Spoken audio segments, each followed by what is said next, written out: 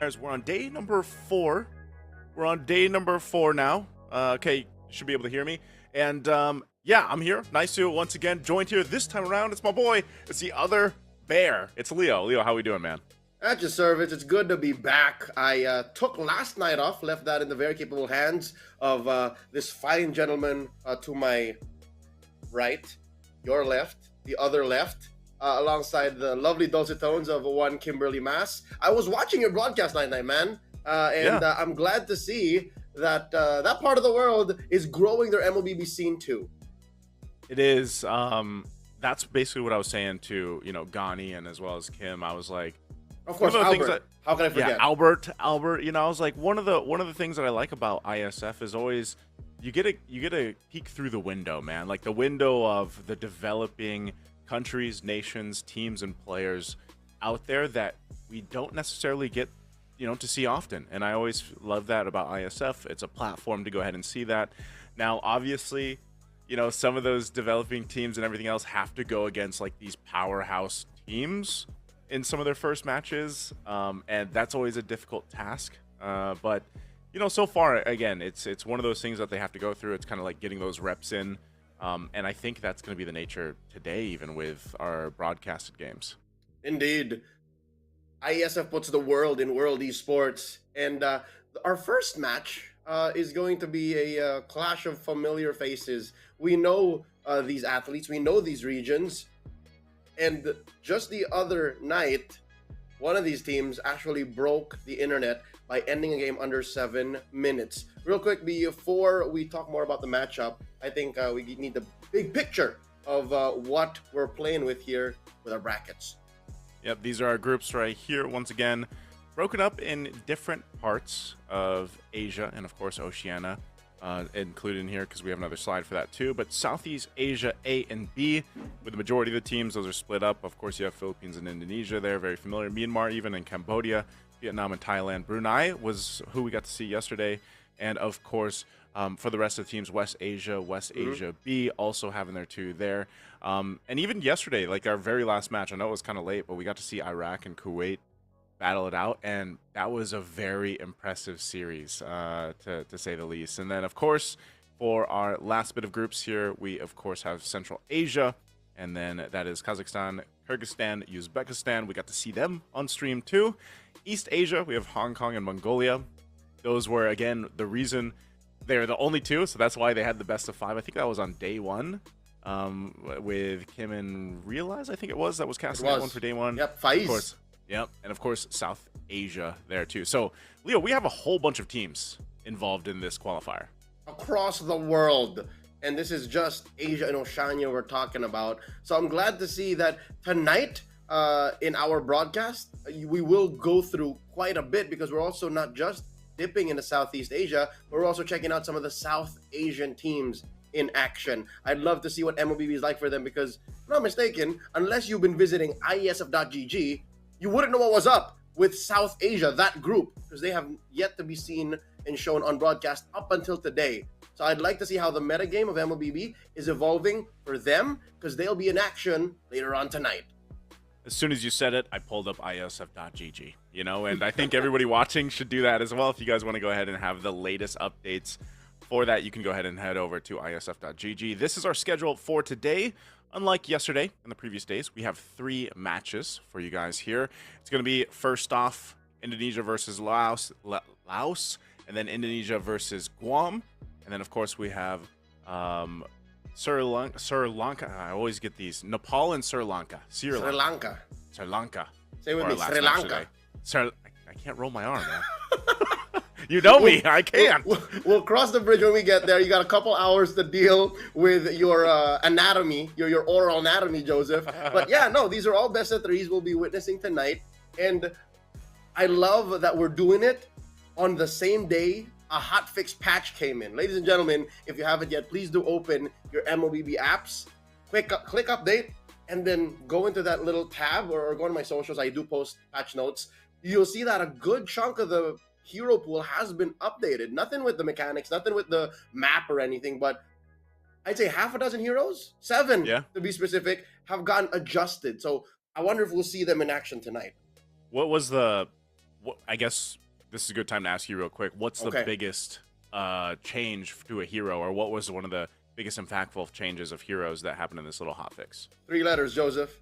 YVE. If already you weren't impressed by how Eve got a little rework the last time we did a hotfix patch, you can call it that, 1.9.90.2, about 2 weeks ago, every bit of her kit got buffed. I don't know, man. I don't know what Moonton is on. They showed us the explanation, but I blanked out on that. I'm just saying, I just saw first skill, more damage. Second skill, more damage in the early game.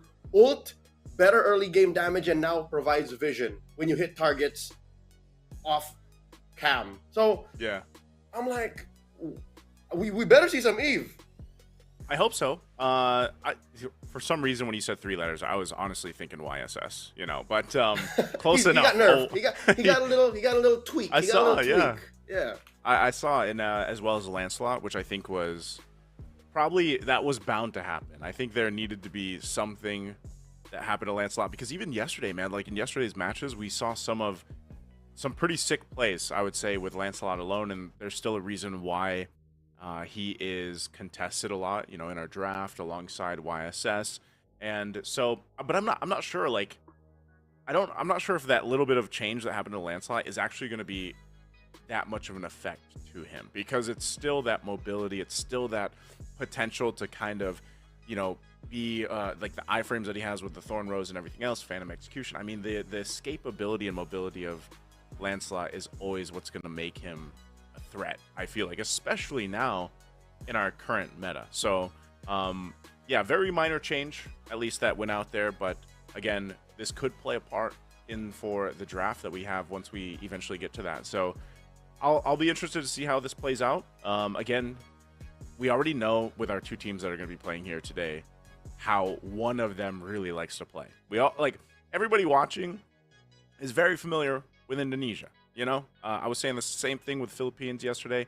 Most of our viewers online that will be watching this, and us ourselves, we know how certain regions like to play. Indonesia likes to go ahead and do that. Now, for Laos, I think it's one of those things, and this has been the case for all the teams in all the regions, man. It's always like, you know, how do they adapt to our current meta right now? How do they adapt to playing against a team like Indonesia? So I think we're going to go ahead and look at this. Again, this is our matchup, Indonesia versus Laos. We can kind of throw that out in the air once we get to the draft, but what do you think, man? I mean, you've casted now Iesf a couple different times, and when you see teams like this go against powerhouse teams, what's maybe one of the biggest things that they can do in preparation and hopes to maybe take a game or a series off a team like Indonesia? If I were Team Laos, I'd be doing 2 things. Number 1, watching out for the cheese. Because Team Indonesia, after putting in Ju in the jungle and Kabuki in gold, have suddenly found this weird propensity to play cheese strats. I'm talking about the whole 7-minute shenanigans that they pulled against Team Vietnam the other night. So watch out for the Bruno, watch out for the fast ending team fighting, watch out for the infinite team fighting, and then you have 1 box checked off. The other is to play tight. Prove to the world that this version of Team Laos is a team that is worth watching and is a team that is ready to represent Mekong on an international scale. Because in just a bit, you will see that Team Indonesia, it's, you know, Team Liquid ID, you know who it is, plus Ju. Kabuki is already part of that roster anyways in MPL ID Season 16. And Laos, though, Team Laos, you'll see their names in just a bit. I'm looking at the database. I'll tell you, I have to be honest, folks watching at home, Joseph, with you as my witness, I've never called a match featuring these athletes. Yeah. And I think if I remember, what a name, by the way. Team roster here. Roblox, Robinks, Dark Baby. Dark Baby. Baby Shiva. And then there's just lifestyle. Right? So see, like, this is a lifestyle, man. If I casted a game with a player named Dark Baby, I would know. I'll tell you now. But I've never. So what an introduction, a reintroduction to Team Laos. Very interesting. I think because like even if you try to pull them up, like some of the information that we have available to us, I don't even know if it's the same. Yeah, it looks like it is different players in their, you know, and that have represented Laos in some of the different international tournaments and everything else. Yep. So this might be one of those cases where this could be a completely new roster for a lot of us watching Laos, but one of the things that we can just say is that's how they have to approach the game. Approach the game in the best way they can against a team like Indonesia, and they showcase what their play style is going to be. But knowing that region, like, again, we have to look at the bigger picture here from what knowledge we have. The Mekong region and everything else. They love to play the game that Indonesia does. You know, they like to go and battle things out, play a little fast. I think generally, Leo, like, everybody's kind of adjusted to this. Like, even the Philippines, who has been primarily, you know, very objective based for the past couple of years, but then, you know, over the past maybe half a year or a year, they've really switched up things up as well. I see more teams doing this. Like, I almost feel like they're more even comfortable fighting the current play style, the current meta that we have. Yeah, what you're trying to get at, Joseph, is the fact that team fighting is now unavoidable. Games are won off of the back of snowballing. Deathballing is no longer a niche strat that fits just specific teams. In the heyday of one of your favorite teams in the history of Mlbb Esports, RSGPH, this was their strat. This was a major tool in the arsenal of one coach Panda, Brian Lim, wherein we win fights, we convert. We win fights, we convert. No, that is just the name of the game in Mlbb right now. So what Team Indonesia is doing is they're taking it to 11. They are fighting endlessly. As soon as I respawn, I'm in the fight. I'm surprised these dudes aren't even rocking Arrival, because I'm pretty sure they would love to. But, you know, fight. Next thing you know, you're blinded by rage, and they pushed you 2 towers deep down bottom. That is the MO for this version of Team Indonesia. So that's something that Team Laos should be watching out for. How did they, because I didn't get a chance to see it, how did they have a 7-minute game? They did it without arrivals? Because I remember it reminds me of last year's qualifiers. You know, Team USA. A team from Team USA did something very similar. So, but I think they had arrivals, if I remember right. They did something like that. So how did this work for Indonesia this time? Team Indonesia, in case y'all didn't know, the other night, for the lack of a better term, sorry for my French, massacred Team Vietnam. And I'll tell you now how, Joseph, and good people watching at home. Tell me. They did it with the help of Team Vietnam. Vietnam helped them. All right, Joe got to be specific. He is the culprit. He is guilty. He threw himself into the loving arms of Team Indonesia consistently and constantly. I'm not so sure if with the consent and communication of his team, but that helped tip the scales and give him so much economy to snowball on Kabuki. And because of their lineup, all right, it's not just Joga. I think I would be disingenuous to say it was all just Joga's fault, because everyone at that point just shouldn't have fought, and everyone died for no good reason at all. The fact that their lineup had almost 0 wave clear, it was a mid-Angela on that just helped. All right, so that's what I mean when I say Team Vietnam helped Team Indonesia get that 7-minute win, sub 7-minute win. And if it was another draft, like if you changed 2 picks, 3 picks, and if Vietnam was a little more conservative, maybe we would have seen a 9-minute game.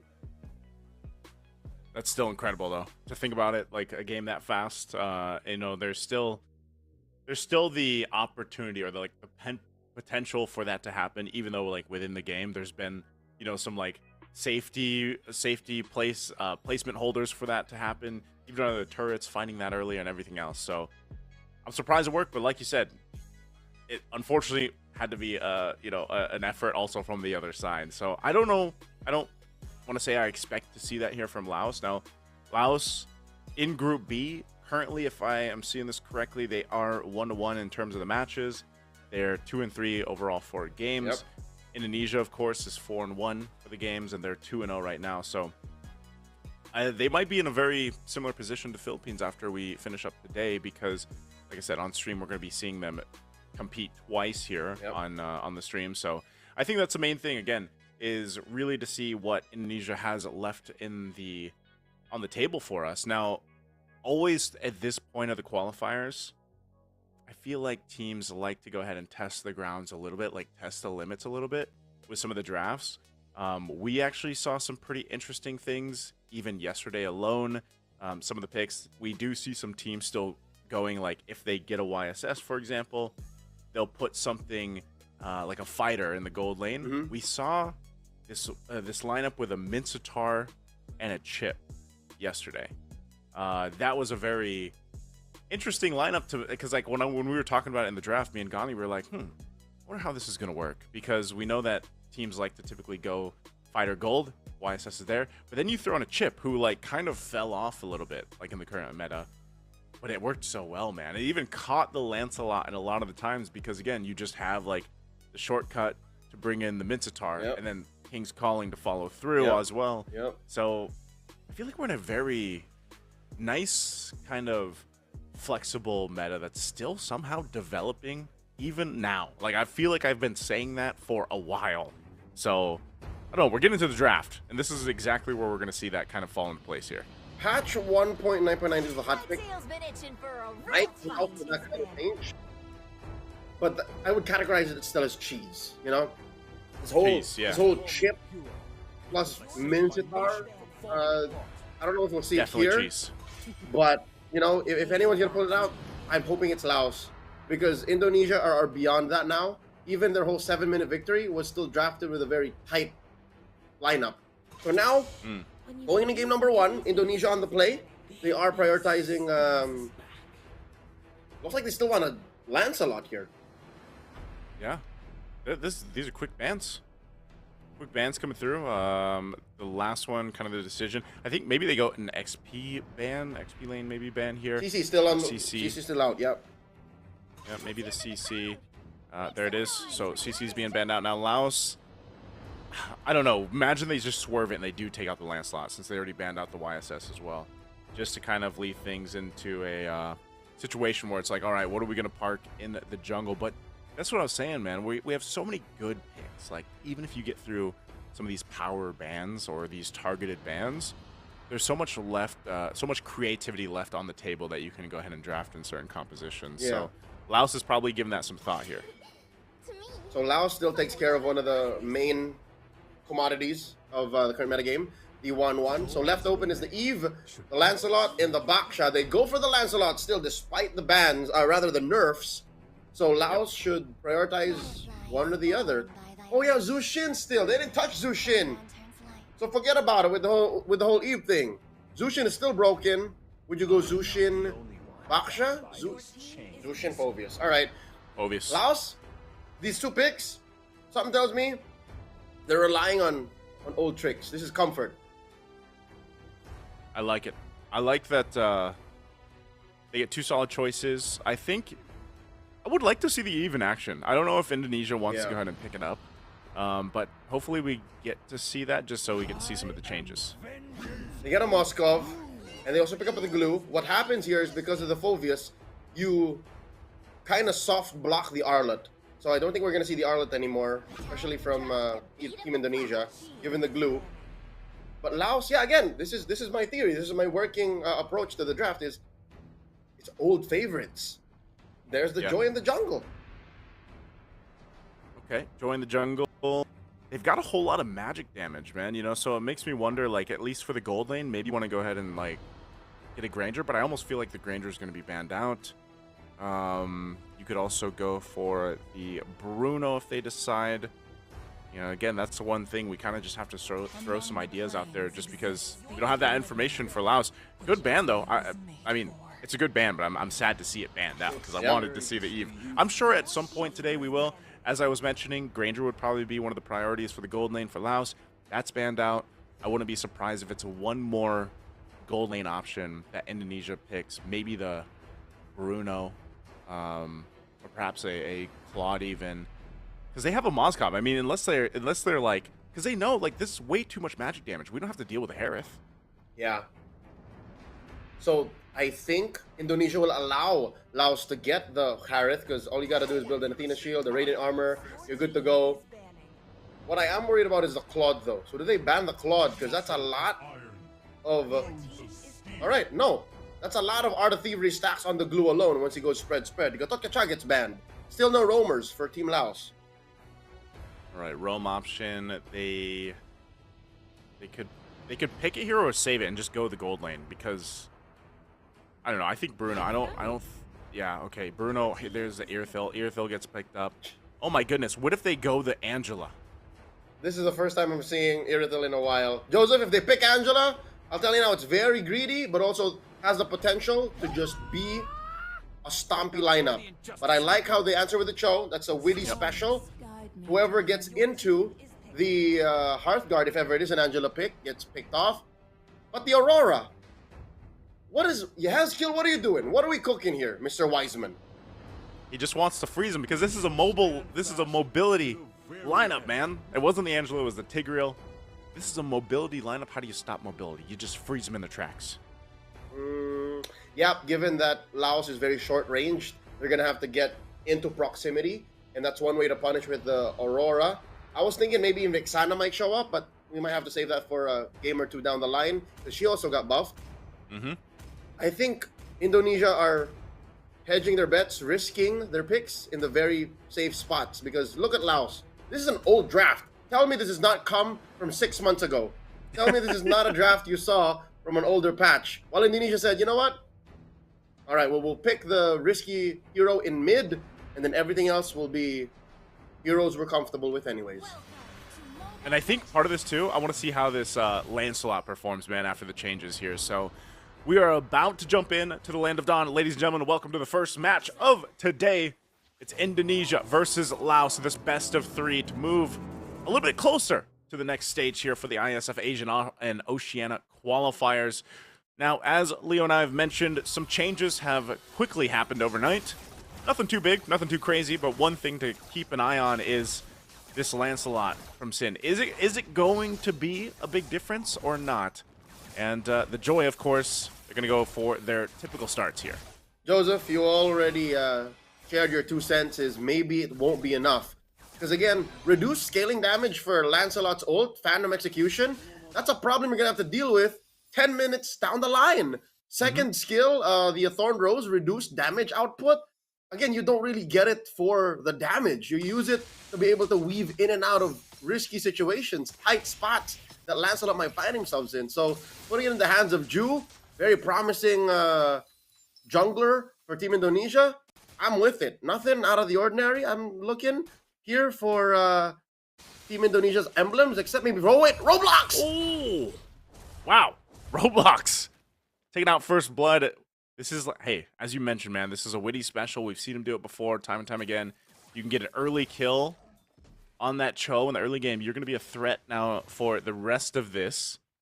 So we'll go ahead and back out of it, but early first blood for them is great. Now, part of this, too, for Laos is playing into their level 4, playing into that first objective. That's what they're kind of working for, because we know how good an implosion can be, especially with the beacon, but that little bit of a delay might affect them into the first objective. It's up in a couple seconds, so they're going to scrap for the XP that they can get. Also unfortunate that it was on the mid laner. It was on Roblox, who, again, looking at the item build or the emblems and his intent for this lineup, he shouldn't have died there. He should actually keep himself relatively safe, play conservatively. Look at this, the start! Oh, they're already going to go for it. Phantom Execution already used. Roblox will go down as Wiseman picks up a kill. The beats are going to come down, but they burn the flickers out. Forget the turtle. Let's just fight is what they say. Meanwhile, in the gold lane, a 1v1 as Dark Baby fell to Leonardo. But now for the rest, still in the mid lane, a little bit of freeze here. Pops the Vengeance. Is Lifestyle going to be able to get out of this? No, sir. Arnada picks up a kill. Dark Baby got put in the corner by Kabuki single-handedly. That happened off camera. I don't even know what the story was of that 1v1, but you don't do that against an MPL ID veteran like Kabuki, like Indonesia's Leonardo. Look at this. Witty's got ill intent for Dark Baby. And say what you will about a delayed turtle take, but this is all according to Indonesia's timing. It's crazy how just that little sequence now gets them to a pretty good lead. There's a kick, Way the Dragon right into a whole lot of CC. Baby! As Baby Sheba goes down. Unfortunate there, and you know, we're seeing it, Leo. I mean, this is the amount of crowd control this lineup gives Indonesia, and you know, it's synced up perfectly. Whether it's a kick, whether it's the, you know, the Aurora just locking him down with the freeze here. And it's tough to deal with, I think, if you're Laos, because it's kind of like you're trying to catch your breath, but you're frozen half the time or kicked. Joseph, it's not like Laos don't have the tools to deal with it. They have their own level of CC, even some level of immunity. But Indonesia's just playing on a whole other level. Oh, a kick finds Baby Sheba! He's even going to kick the tank, but this time, Baby Sheba, tanky enough to survive. Dark Baby could be in trouble. Take some hits, but ultimately going to be fine. And so, I don't know, man. It's just witty. Every time the way the dragon up, he's just going to go for the kick. Doesn't matter who it is. I think they just want to see if they can, combo enough to get a kill. Yep, this is a case of it's not what you got, it's how you use it. And what Laos has is good, actually, with their short-range dive comp with a lot of CC and purifies of their own cleanses. They should be able to fight back, but I think the Filipino viewers will understand what I'm saying is I think Laos got an aura on them. Laos is afraid of Indonesia. That's my theory, is they know that this is a juggernaut they're fighting against, and they have to play defensively. They're put in an automatically defensive position. Yeah, you can see that even with the early rotate, XP laners making their way for this turtle fight that's about to break out. You have the follow through down in the mid lane. They'll clear this out. Lifestyle. We'll take a couple shots. Arnauto's going to be fine, though. Turtle's up. You can see the switch, though. Kabuki, Leonardo winning up top. He can join the fight if he wants to with the Spear of Destruction. So this is where we have to see, can Baby Sheba get an implosion? But there's a setup already with the Frigid Glacier. Not used just yet, holding on to it. But again, turret goes up top. Here's the Spear of Destruction. It's going to find the land. Does he follow through? Turtle still for the fight. Sin will go ahead and grab it. Indonesia securing the objective. Now the fight's still going to break out. Sheba's still up. Witty could be in trouble. It should be able to just hop on over the wall. But Lifestyle wants a kill. But they lost Roblox. It's one long team fight. All for the objective, and Indonesia will get that plus a turret. Not a good day to be Roblox of Team Laos. Already suffering 3 deaths in under 6 minutes. I think Indonesia are even testing their limits because they're not even bum rushing these turtles. They're not bum rushing any rotations. They're actually just taking them as they come. And you're seeing here all the more that the change to Lancelot doesn't affect them at all. It's not really even damage. It's not even defensively you're using that Thorned Rose. You saw him use it to help secure the turtle. So you can do that offensively too. Yeah, so at this point, it's somehow, I think Laos is still in a good position to, buy some time, get to where they need to be. Because, they're tanky enough as well. Baby Sheba, yeah, Baby Sheba got kicked around a couple times, but ultimately has done well surviving those initiations. And we've seen it before, an implosion can really change the course of, these earlier team fights, especially around objectives. And I think you're just waiting for enough damage to be built up for Dark Baby. Now, I think that's still going to take time because when we looked at the items, you could see that Dark Baby was quite behind just because, again, Robinks, okay, he's fine. But still, bottom side into the Frigid Glacier again. The crowd control just layered so well from Indonesia, not giving Laos a chance to really respond. Laos got nothing on the board, no turrets, no major objectives, no kills. Huge deficit in gold, looking at about 6K. This is something that maybe Indonesia will do here with the final turtle, what they did against Vietnam in their 7-minute game. They'll let this turtle evolve into the Lord. Because we're 30 seconds off. It spawned in the lower quarter. Gonna get replaced very soon. Oh, wait. Oh, no, Yehezkiel already hit it. I think Yehezkiel is gonna help secure. So they want the maximum value of these the economy a turtle provides. Yeah, they'll go ahead and grab it. There it is. Now 3 for 3. The turtles here for Indonesia, and this is what I was looking at. For gold earned, you can see how far behind the gold laner right now is for Dark Baby. For Laos, you got to catch up somehow, some way, but then you're almost forced in a situation where, especially on an Nearthel, you kind of got to stay with the team. You can't really be off on your own with how Indonesia can move around the map, especially that they got these early turrets with the work here. I mean, look at that. One little Thorn Rose. Random execution go in. Nice toss in. Sin goes down. They get punched under the tier 2 turret. Witty waiting patiently. Might go for a kick. Has a concussive blast as well. Leonardo will go ahead and make the way. There's the way of the dragon to keep Lifestyle right pinned into the wall. Pops the vengeance, but might not be enough as he goes down too. A conceal going to be used. What does Laos want to do? They actually want to go in for the fight here. It looks like they do. Roblox leading the charge alongside Robinks. He picks up Leonardo, looking for another. Witty's able to flicker out and survive. But now Dark Baby could be in trouble. Arnauto will jump on off. So at least a response from Laos. You know what? Chin, Ju dying here, that was kind of warranted. They helped set up and paid for that push up top. But Leonardo, Kabuki actually falling, that's a shame. I don't think Team Indonesia saw that coming. And this is us seeing that Laos has something left in the tank. Laos, pulse still beating. Silver lining here for the Mekong region athletes that they can actually punish Team Indonesia. So already 9.5 minutes in, Lord spawning in about 20. Something tells me what Laos should do is maybe not ube so much, because it's so easy for them to get punished hard if Indonesia decides to lean in on it. Oh. Aran goes for the spread. Oh, he gets pulled in. Oh, no. Still have the passive here. Right now, his skill will go down. Wise Man out of the picture. Spirit Destruction thrown on out. Does follow through, and now Robing falls down. There's the kick. Witty will get the Purify out. Still going to be on the hunt for Roblox. And meanwhile, the fight is split up as Dark Baby goes down. It's a triple right there for Ju, making a Maniac. He wants the Savage. He might make his way to this. Arnada keeping him there. Lifestyle knows what's coming. Dark waves through. He'll get the Savage. Ju Shin makes it through. And what a play into the Lord. Indonesia's own Chin. Ju gets the Savage. What I tell you, Joseph, what I tell you, don't group up like that. Do something to answer to the split push by Kabuki. And instead, they fed a Savage over plus a Lord to Ju. And now it's worse than ever. 9,000 between Team Indonesia and Team Laos. Here's the thing. Laos has less than ideal wave clear. Wow. Dark Baby just barely gets away. It's another fight waiting to happen.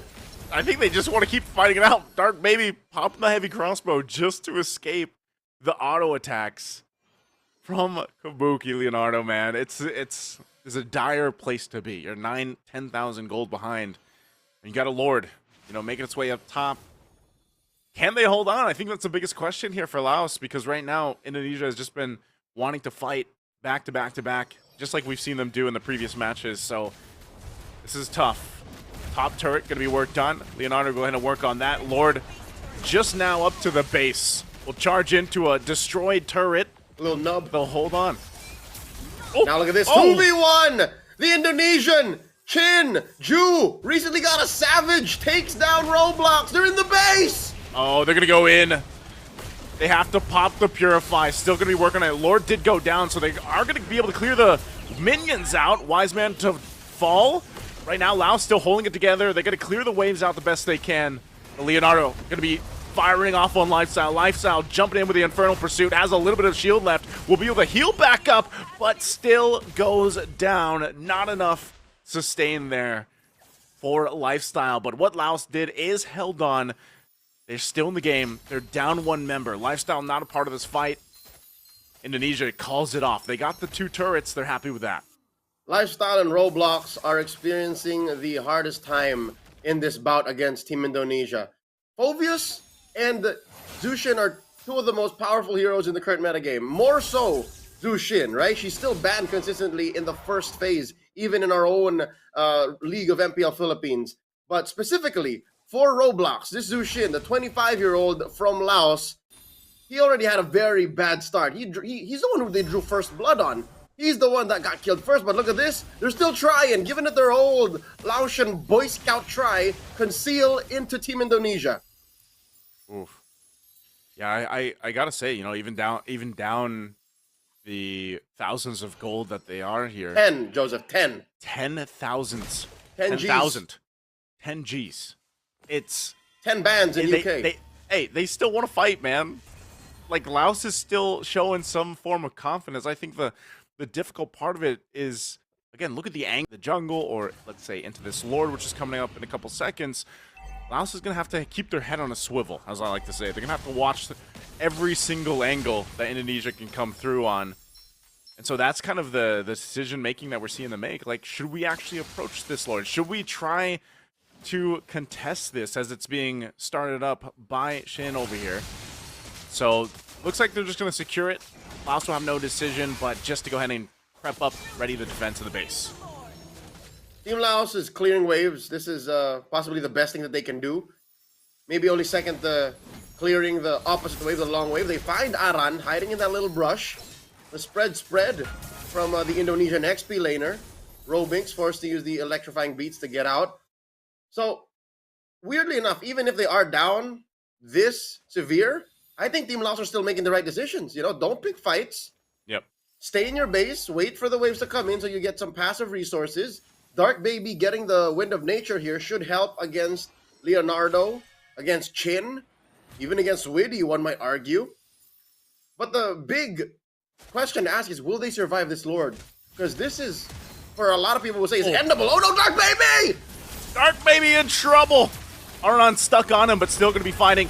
Now, it's Widdy that goes down first. The passive already popped from Wiseman. Laos is fighting back as Lifestyle dunks on him. But now, Chin, part of the fight, looking for the kill on Roblox. Couple hits, will get it. The rest of the team coming to join here into the base, into the fight, clear the waves out. Lifestyle gets the airtime, but will fall. And now the base is going to be locked here, looking for one more kill. Robinx trying to buy time, and Leonardo will just go on the hunt. Kabuki, there's the Spear Destruction. He'll be able to join that fight too. Finds Dark Baby. And Immortality is going to be popped, but that's not anything to worry about as the base will go down. A Maniac at the end there for Kabuki. And there you go, game one for Indonesia. Even when Team Indonesia took that fight fast and loose, they still got away with the dub. That is what a huge gold gap gets you. The separation between the economic values that both teams were holding was enough to change the level of firepower they were playing with. Mind you, Team Indonesia lost members first, so there was a numbers advantage for Team Laos, but despite that, it was still Team Indonesia who ended right then and there. 15 minutes. If I think they played it a little more aggressively, if they sent Kabuki, Leonardo over to split push more aggressively, they could have ended much sooner. Yeah, looking at the highlights here, of course, for match one, it was a game that was pretty much controlled from Indonesia from start to finish. I feel like Laos had some moments where, you know, there could have been something. It's always one of those cases, Leo, where it's like, if they weren't down 10,000 gold, then maybe that would have been a different story. Even that last fight into the base, you know, but ultimately what got Indonesia that 10,000 gold to work through is these early fights. You know, these are early objectives, these early setups from Widdy to go ahead and, you know, find the kicks on the right mark. Ju or Chin just kind of making the plays. I mean, he got a Savage at around the 10-minute mark for this game. So, you know, you get a Savage and then a Maniac in one game. That's just how dominant it was for Indonesia. You know what? I forgot that he even got a Savage. I was so focused on the macro execution and how possibly Laos could get themselves out of this rut. But yeah, again, you have that much economy on a Lancelot this fast. Maybe if we're talking about how Laos could fall back, number one is draft a little tighter. Looking at their drafting sequence, they banned the Yusenshin, the Selena, and the Wanwan. Maybe the Selena was something that they could have tested out first. Maybe they could have let that through and instead banned the Yusenshin and the Lancelot. But I don't blame them. Again, they traded for a Zushin and Phoveus. Maybe the Phoveus was the one that came in too soon. Maybe they were too afraid of Aran's Arlott. Yeah, I guess I got the answer that I was looking for with the Lancelot too. You know, it doesn't seem like it was affected too much. But also this just could have been one of those games where Chin was able to go ahead and play this out of his mind. Like you said, we got a Savage, but part of that too is you just get set up so well. The layering of the crowd control that you see from Indonesia's lineup is what really set things, like set the tone, you know, for this game, because it was a lot of the way of the Dragon kicks into the Frigid Glacier and, you know, vice versa. I mean, even for Aran to go ahead and set things up with the glue, a lot of times his target was solely Dark Baby. Like, Dark Baby had a hell of a time, you know, trying to get away. Wow, that was some, that shook me, man. I don't know if you heard that. That was some thunder. Yes. For those of y'all who are in the Metro Manila area in the Philippines, stay safe and dry. But everyone else around the world, enjoy the broadcast. Enjoy this showcase by Team Indonesia. Again, we expected for them to perform well.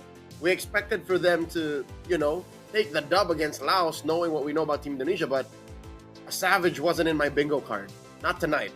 Not tonight? Not in this match, at least. Because, again, we know Laos. We know Mekong. We know the kind of ML they play. I guess they just weren't ready for a hungry young jungler like Chin. Yeah, it's impressive. Like I said, to have this game where you get the Savage and then you get a Maniac there too. So it makes me think for Laos, kind of like, what do you want to do when it comes to the draft? Because that's what I was saying. For a lot of the times, it's like you have all these quality bands out. Like you mentioned, there was a couple of heroes you said maybe they could have let slip through, or maybe they prioritize a little bit differently. Selena, play with the Selena maybe. Maybe the Selena, but I feel like even the Selena, in this sense, it's like we've seen the Selenas so many times now, and it's if they don't get the arrows that they're looking for in the early game, and I feel like this would have been one of those games. Maybe they slowed down the crowd control layering that we saw in the early game if they were throwing arrows out. Like if they were throwing those arrows out, then yeah, that could have changed the course of the early game. So would love to see how they kind of adjust for Game 2's draft. I think Laos in general just needed a lot more to go in their favor here for them. It was those little glimpses, and I remember saying this specifically even yesterday with like Brunei, for example. It's like you see these little glimpses when they're up against these powerhouse teams where it's like you want to see more of that. So hopefully they can channel that for Game 2. But we're going to be taking a short break for our players to go ahead and get situated before Game 2 is ahead of us. Right now it's 1-0. It's match point for Indonesia. It's me, Naisu, and Leo. We'll be back after the break.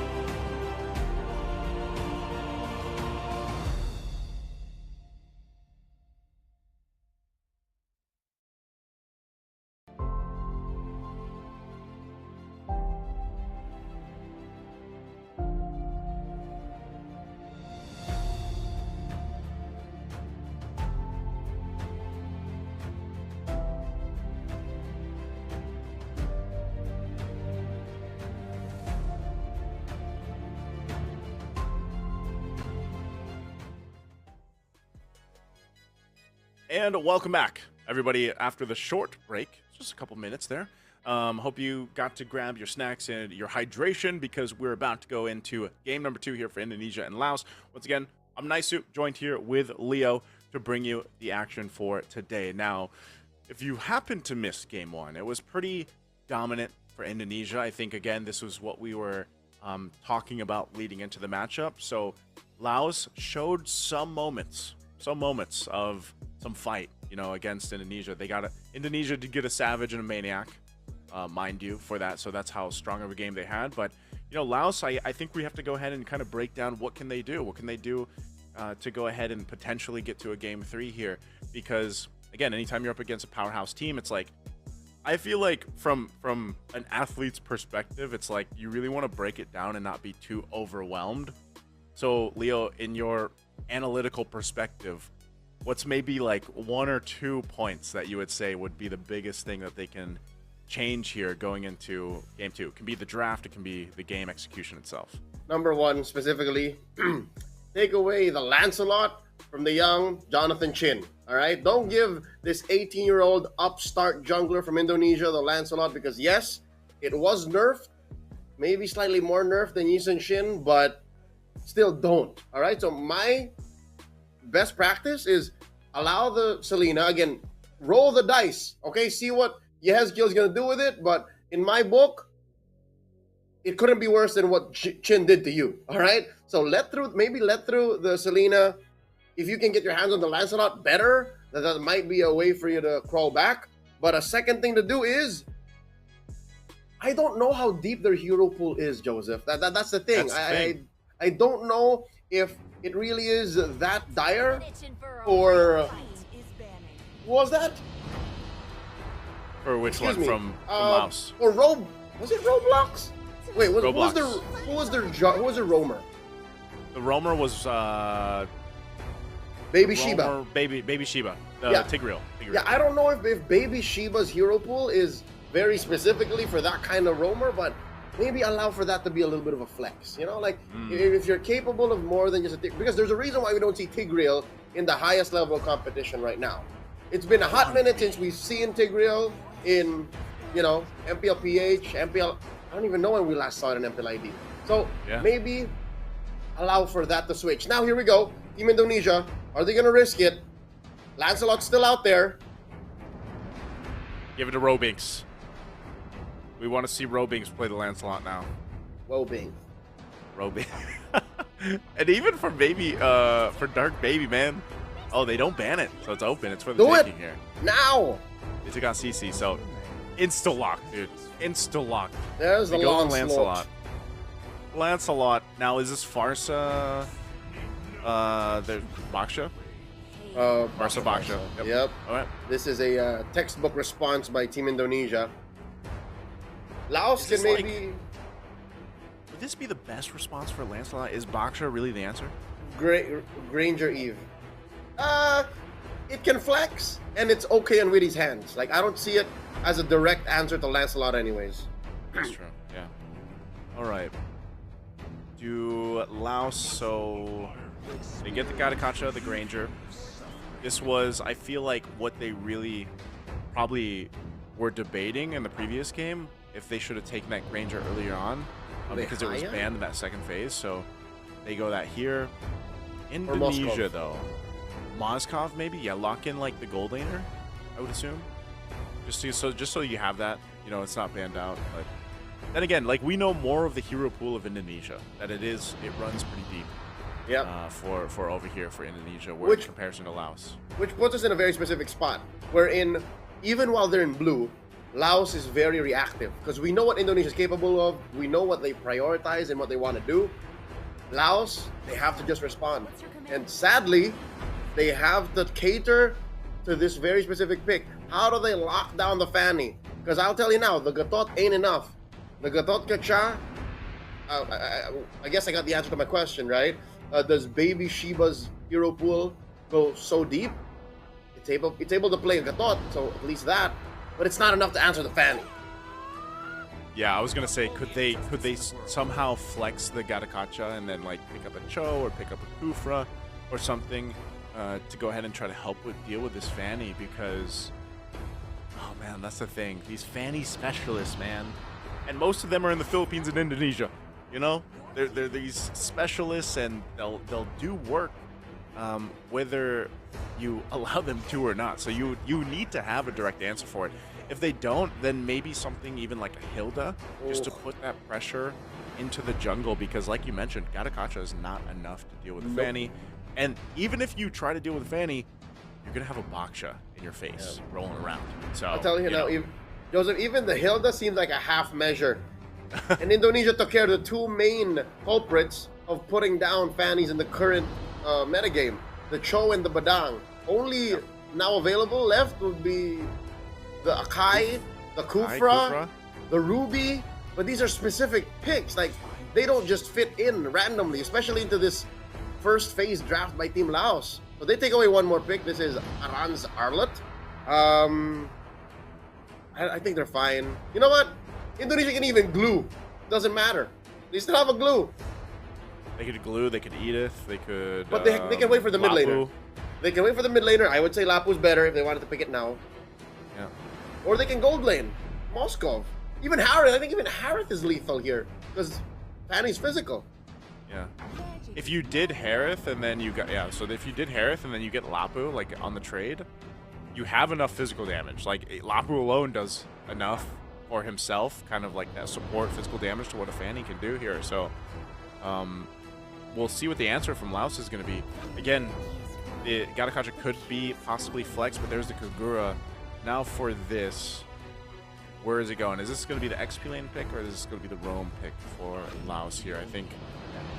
Okay, so Garakacha's going in the roam, Phoveus in the XP, so it's going to be lifestyle again, running that Phoveus. So the Phoveus is an answer to the Harith, because again, it's a little boy, he's going to be dashing in. So that's fine. But again, you're literally... This is Laos just telegraphing, we don't want nothing from Chin. We don't want nothing from that Fanny. We'll win elsewhere. There's the Edith. This is a pick for Aran. And it's good against the Phoveus. I like how it's just enough CC to make the Kagura worry. So Roblox has to really consider where he uses that Purify. I was afraid that Indonesia weren't going to give him anything to worry about. Maybe possibly waste that part of Kagura's kit, but here they found it. It's either the jump from Widdy or the full-on onward Earthshatter combo from Aran.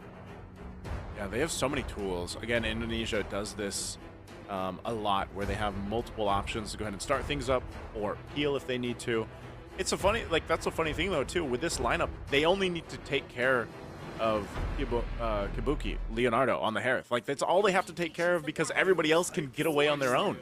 You know, you can cable on out, you can wings on wings out, and so the job is easier now for Aran and Widdy. So let's see if Laos can go ahead and contest against this. Again, it's game 2 here in Indonesia after a dominant game 1 win.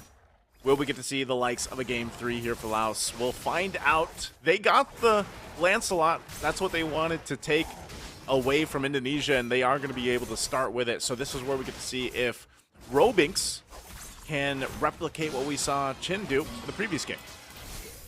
He's already done one good thing, is take it away from Chin, right? You deny the momentum from Chin after scoring that Savage, but now he's facing another challenge, is how does he use this Lancelot's kit to get his team out of sure defeat? Oh, wow, look at this. Yehezkiel and Widdy very low. Yeah, I think that was a part of the plan here. Baby Sheba could be in trouble. Another cable, first blood in the hands of Chin. I think that's what they wanted, man. They knew that they had to revitalize, and they were just like, you know, stay here for a little bit longer, bait it a little bit, and then they even got the revitalize from Baby Sheba out. They've put Baby Sheba to sleep. It's nap time, Lil Gatot.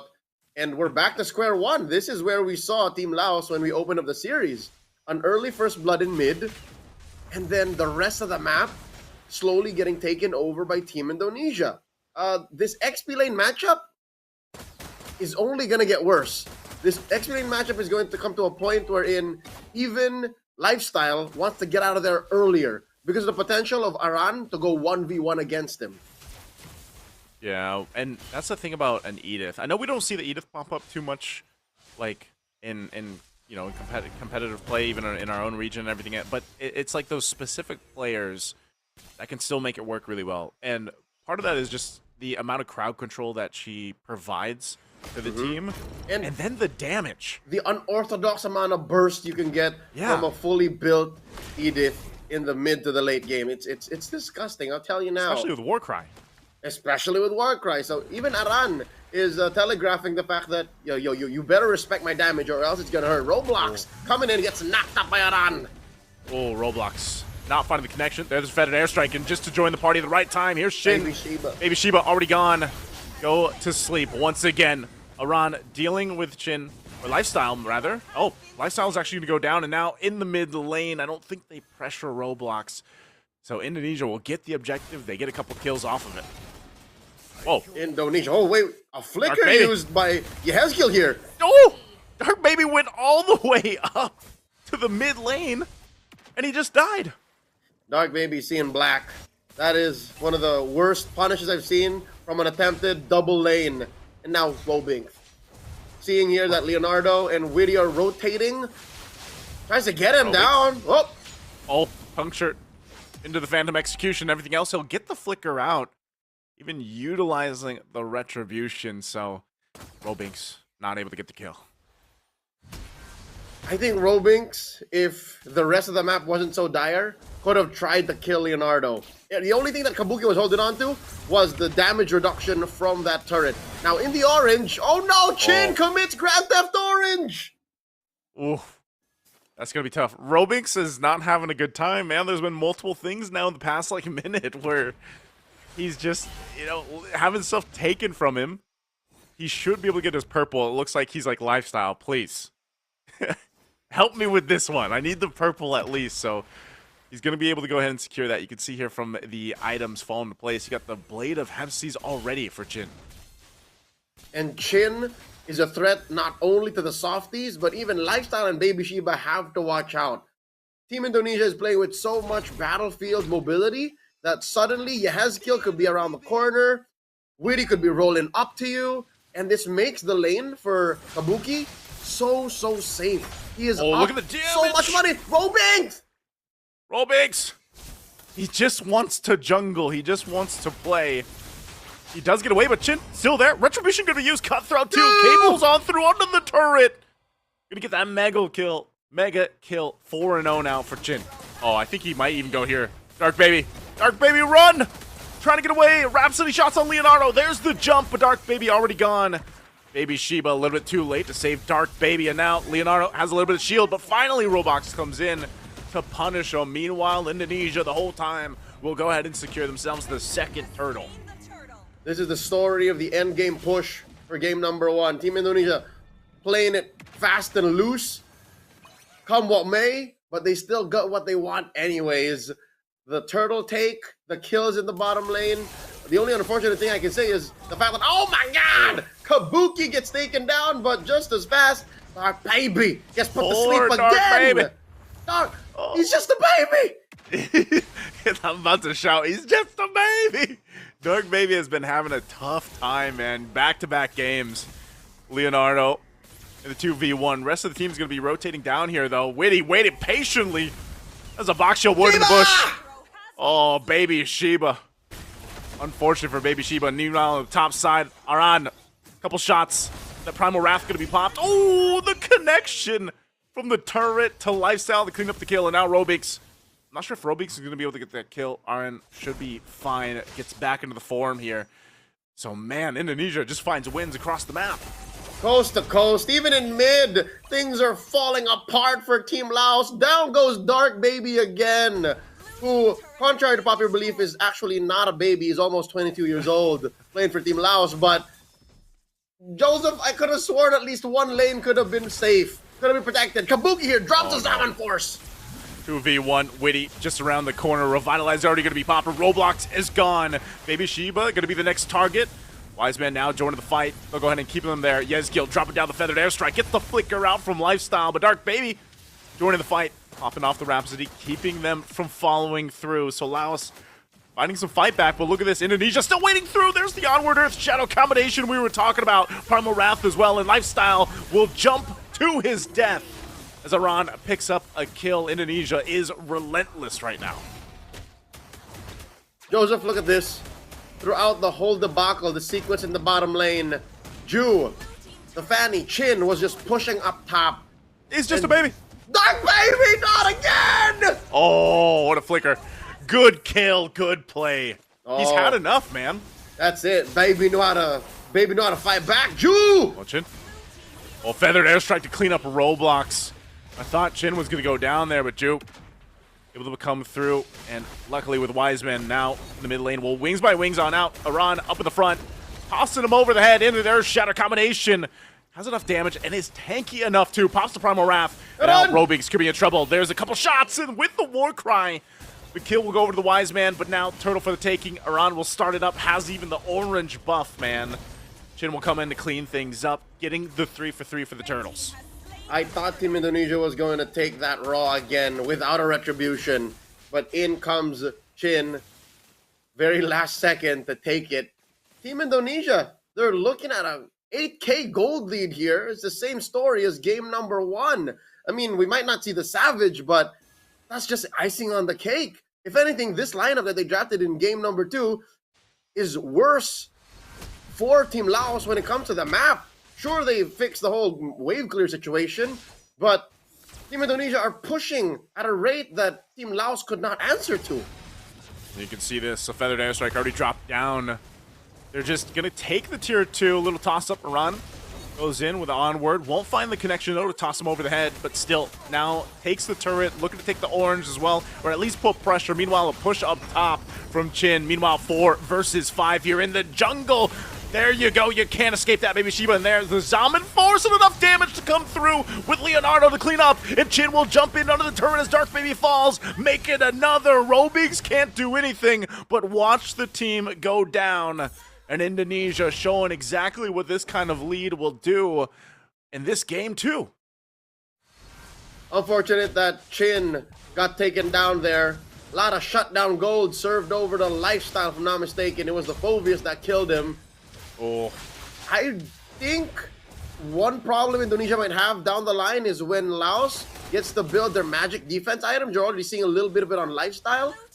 Indonesia might have to play the map a little more. They might have to play it safely and won't get away with all this team fighting all over, messy shenanigans, because Lifestyle now just built his tough boots, right? What else does he have? Does he have the Radiant armor? Is he going to build another Athena shield?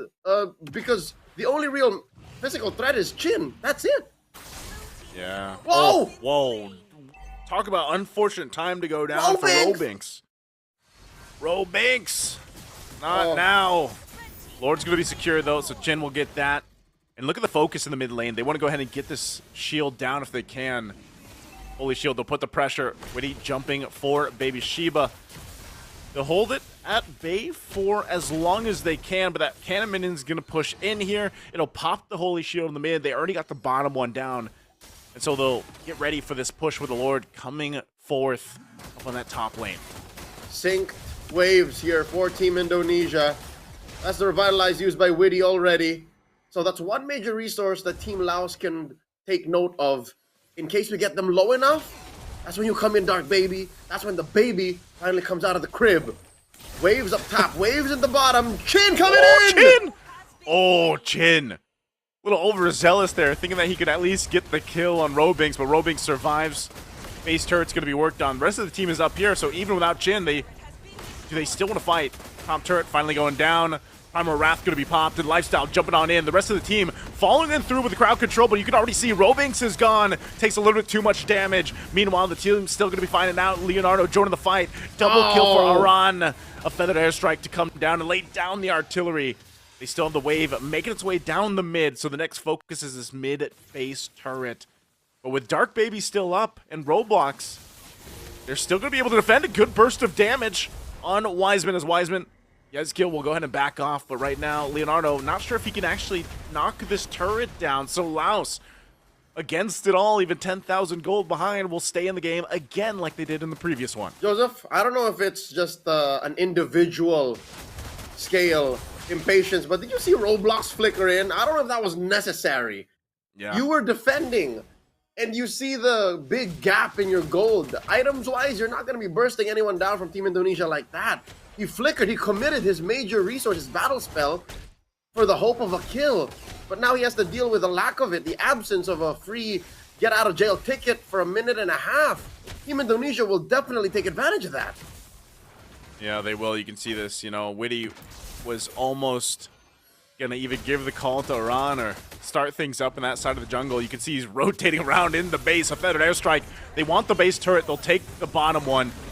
There it is. Malefic Gun gonna be able to give the range to Leonardo. They're gonna go and just push on forward. They take out Baby Sheba.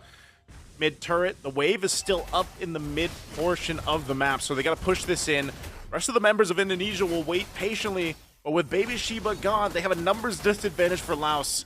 That wave will finally make its way, and then you'll have a fully exposed base of Laos. Now can Indonesia end it here? Witty taking a couple shots from Dark Baby. The Summon Force already dropped down, and they get the combo off again, and Lifestyle's in trouble. They're forcing it in. They'll already lock onto the base. The next wave going to be pushing it in. They just want to end the game as Indonesia will sweep Laos. Lucky number 13. Indonesia not wasting any time. Ends it. Gets the sweep. 2-0 against Team Laos. Joseph, I thought the Lancelot was worse. I mean, on paper, the Savage does look better. But here, because of the Fanny, they were able to just really attack the map so much more quickly and end faster. Definitely so. You can see from the highlights here, you know, this game started off on the right foot, of course, for Indonesia. It was really difficult for Laos just because of the fact that, you know, you said, I think the concept of the composition that they had, it made some sense, but in terms of what those last picks were for Indonesia, they just completely, like, destroyed the game plan of it. Because when it came to these fights and then having the lead, you weren't able to do much, and they put enough pressure on the Robing, on Robinks. You know, Robinks struggled. He had so many deaths. Same with Dark Baby early on. Yep. You fall so far behind so fast. I think the most dangerous part of their draft is the Kagura pick on Roblox, because you're looking at it, and it came in at the very last spot, blue 4 and 5. We didn't know that the Iesf was going to show up. What was it doing? What was it going to give to Laos as a tool to try and stop Indonesia from going all the way? I don't think this is a sound pick. So this is the one part of this draft that I was hoping could have been more catered to holding down the line, clearing waves, or supporting the rest of the map so that Dark Baby can farm. But alas, this is what Laos brought to the table. This is what they believed could step forth and go up against Team Indonesia. But this is where we are. A game much faster ended. Yeah, much quicker here. And again, that's what I was saying, you know, with the composition that Indonesia had, you saw it. Leonardo was half the time wanted to just take fights, you know, he wanted to go ahead and take these 1v2s, 1v3s. But Witty did a great job rotating where he had to be. But again, everybody could protect themselves, basically. It was just, you know, really Kabuki that you had to take care of. And even so, when it's like your XP lane here for Iran on the Iesf is 5-0-8 and pumping out that much damage, you can see he even had a Feather of Heaven. You know, it's and like he just wanted to fight. He wanted to pump out the damage of the Primal Wrath, and that's exactly what happened. And you know, so you're overloaded with damage, especially when you are so scaled far behind Indonesia. That damage hurts even more. You were pointing out, like, yeah, some of the magic resist items would really help Laos.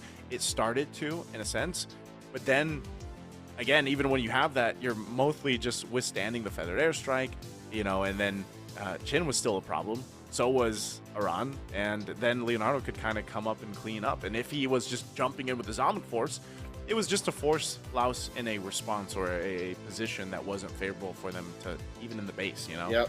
So it was just kind of an overloaded situation for them. Yeah, realistically, the whole magic defense gambit wouldn't last forever, because even Edith is playing with some true damage. Harith with Starlim Sight is playing with some true damage. So the dream was gonna die for Laos eventually. And now in hindsight, again, looking through the highlights, looking at the draft, their lineup couldn't hold a battle line. Their lineup could not hold a box, a zone for them to flourish, for there to be enough damage for Dark Baby to do his thing. That's why he was getting taken out so quickly, so often. 5 deaths in this 13-minute game. We wish Team Laos the best, but this is definitely a sign that they need a lot of reps. They need more experience to step the Team Indonesia. Like I was saying, man, I think that's going to be the case for a lot of teams out there. We echoed the same sentiments yesterday with Brunei versus Philippines, and you know, it's always, you got to take it in the sense of you get a chance to play against one of these powerhouse teams.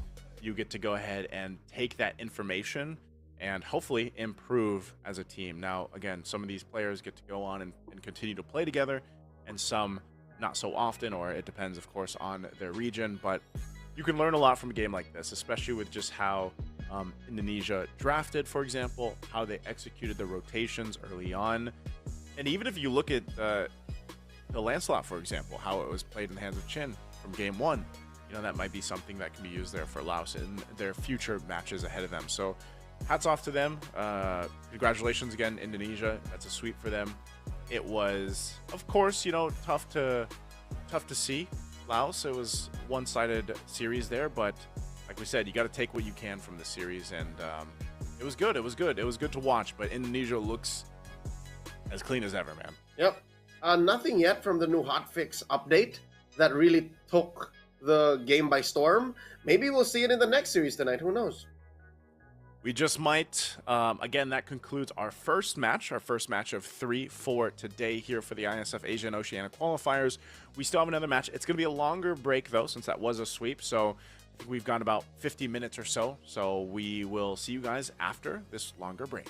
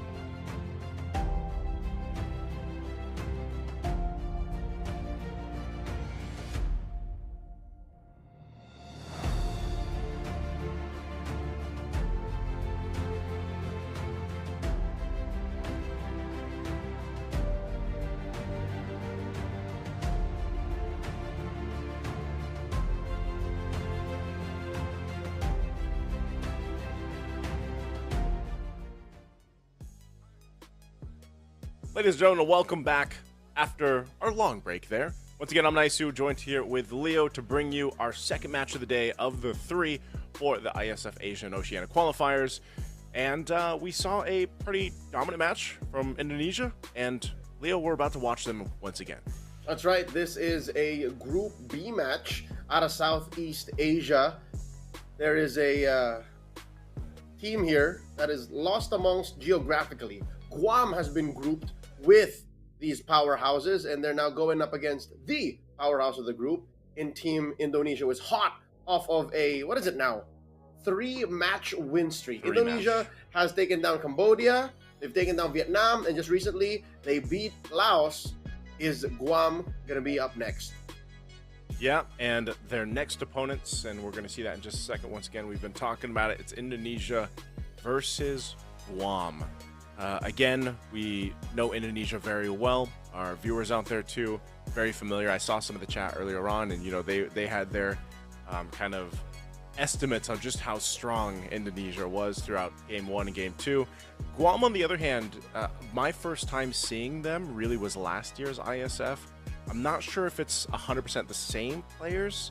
We're gonna have to wait to see their team roster, but let's go ahead and reintroduce Indonesia once again to everyone. It's Aran, Widi, Kabuki, Ju, and Yehezkiel.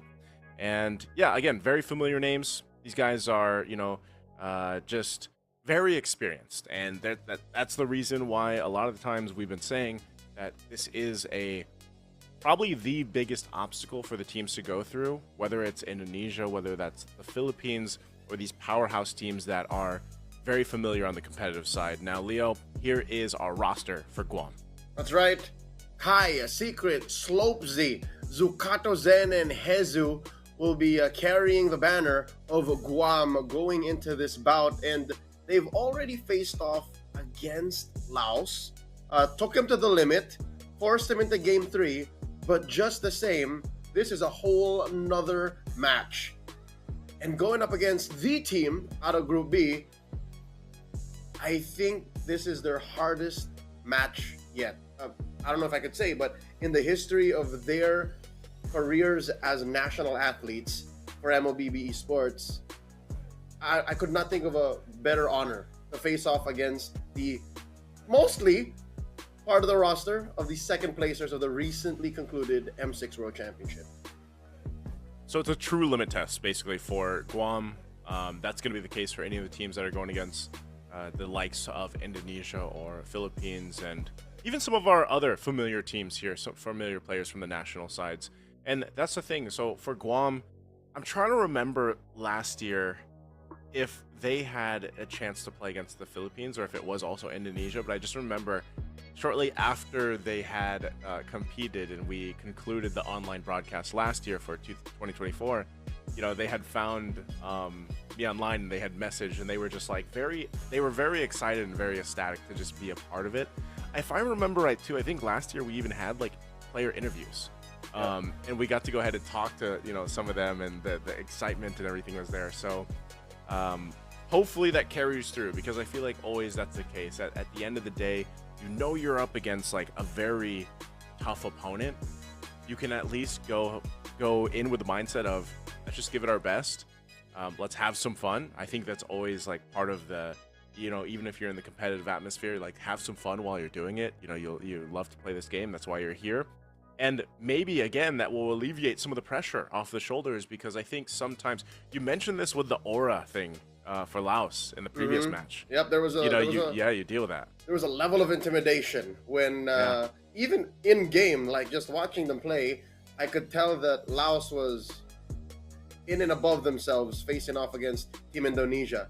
But I'm hoping that Team Guam, after the experience that they had last year, don't have that anymore. I don't know if this is the same squad, but I know that the team behind them, the organization that's powering Guam Mlbb Esports, is the same dudes. We met them on ground in the finals in Riyadh last year. We had pictures with these young gentlemen. They were such a rowdy bunch. They were fun dudes. Even in that same day that they got eliminated after their match, they came out to us and we met them. They were such nice dudes. Yeah. So I don't know if you've ever had the opportunity to go to Guam, Leo, but it's a beautiful place. the people there are also very.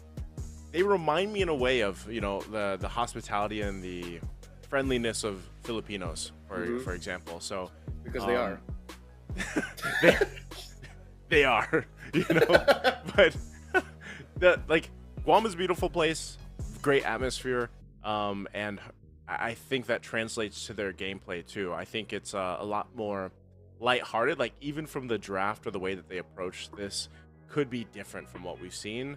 I think they play maybe towards more of like some of the comfort picks, but I think even if you play for comfort, there's some specific heroes you cannot deny right now. And that seems to be really like the Lancelot, for example, but is still a risk for some teams that decide to just go ahead and prio him first pick blue side if that's the case. But even the sense of like the Farsas, and then of course you have the Gatakachas, some teams like to go with the Arlots. So the main thing is you can't ignore some of these heroes. Maybe you ban them out, like we've seen the 1/1s constantly banned out and everything else. I would like to see them just go that route and not deal with the Lancelot, for example. Maybe ban this out, and maybe go for like whatever their comfort might be, which we have to wait to get to the draft to see that. Yeah. Based on the amount of Mlbb we've seen in the past month, teams that have these utility junglers that are the right picks for the right situations find so much success when the Yisun Shins and the Lancelots of the world are banned out. I'm hoping that the young Hans Slobzy Ramos, the 18-year-old jungler for Team Guam, has that in him. I hope that their coach, Gies, has... I'm not sure if I'm saying that right. G's. Yeah, I'm hoping that coach... G's. Yeah, I'm hoping coach has prepared drafts for them so that Slobzy can take advantage of that kind of gambit. That, all right, we have aggressively banned out these high-tier assassins and, the menace that is Yisun Shin, who is in a class of his own. Time to bring it out, Slobzy. Go hit the Akai, go hit the Baksha, go hit the, I don't know, Lucas. We saw it earlier attempted in the opening weeks of MPL Philippines, because I believe there's a room in the metagame for that kind of hero, a fighter with good burst. If Slobzy can do that, then they can surprise the world. They can surprise Indonesia.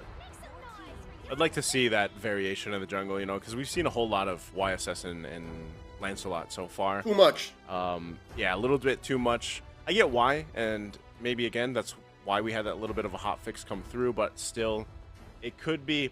We might even have to wait till we get through the weekend ahead of us to really conclude on how much of an effect that had on the competitive atmosphere for Lancelot, for example. What I would like to see here, though, is hopefully in this series we get to see the Iesf come through. I'm not sure if that's going to be Indonesia or Guam, but again, we know that Indonesia can definitely play it. It's still one of those things, though, like if the Farsa is open and the Jushin open, you're most likely going to go for that, so this is the other thing I was going to say, Leo. Like, Guam probably was... I'm assuming they were watching the last match, so some of their bans will probably reflect that. They do take out the Fanny. That's out of the picture. So this is the Fanny and the Lancelot being banned out. We might see a priority for the YSS here unless Guam decides to take it out. I don't think Guam should let it through. Like, you gotta ban it now. Just ban it. Because you're on red. You can't play for it and allow it through without getting punished. So ban it now, because we know that that's where this is going. Zushin is also still out there.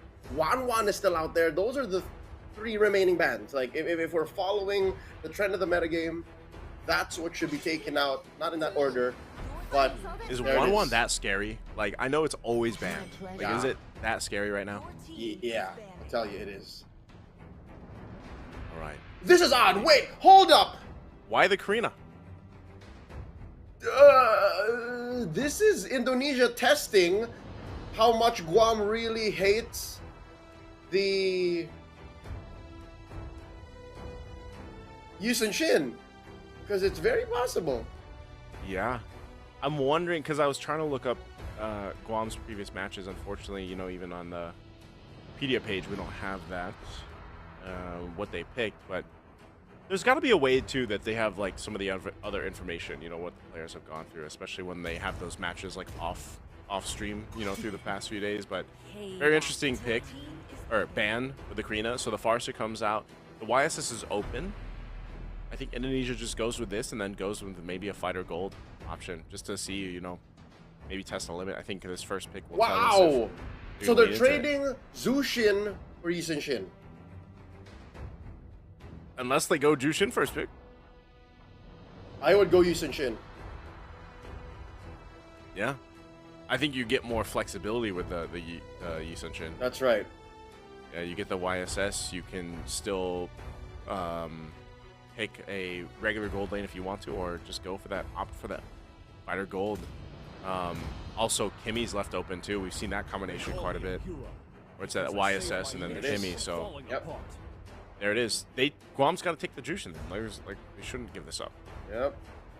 So this is where we're going. Zushin plus. Yeah, I wouldn't Zushin Phoveus. That's something we saw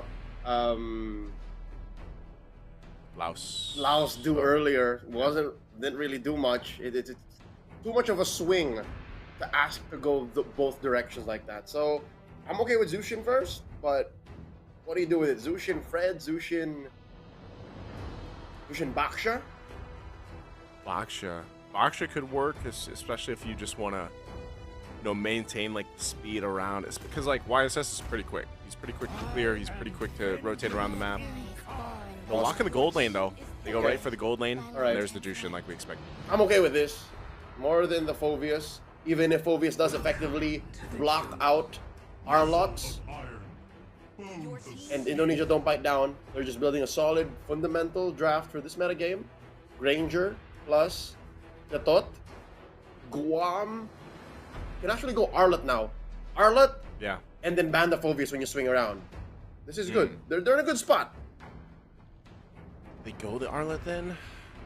Arlot is weird, man, because again, it's almost one of those heroes where you put yourself in that position where it's like you gotta land that final slash, you gotta land that combination, and if you don't, you know, you're almost like you're not a free kill, but like it's very easy to get killed after that if you whiff it. So Yeah. maybe that's also just works really well with the Jushin to go ahead and help provide that. So we'll see if that's going to be the case here, and then, or if they want to prioritize maybe a jungler. Okay, it's going to be an XP lane. They go the Uranus, unless this is flex. Like there was a time Where we saw the Uranus in the jungle. Yeah, but also what they're doing is they are giving Indonesia so many choices, so many possibilities. Because number one, yes, you're right, could flex into the jungle. Number two, they still leave the Arlot out in the open, so that might eat a ban for Team Indonesia. Or they might be feinting the Angela draft. Because look, these are all solid Angela picks, regardless of where you put the Uranus. You could still get like a safe jungler in the Baksha or the Fredrin, whichever you end up with. Hell, even an Alpha Lucas could do well with Angela. And that's it's so telegraphed, Joseph. It's telegraphed telling. by banning the Esmeralda.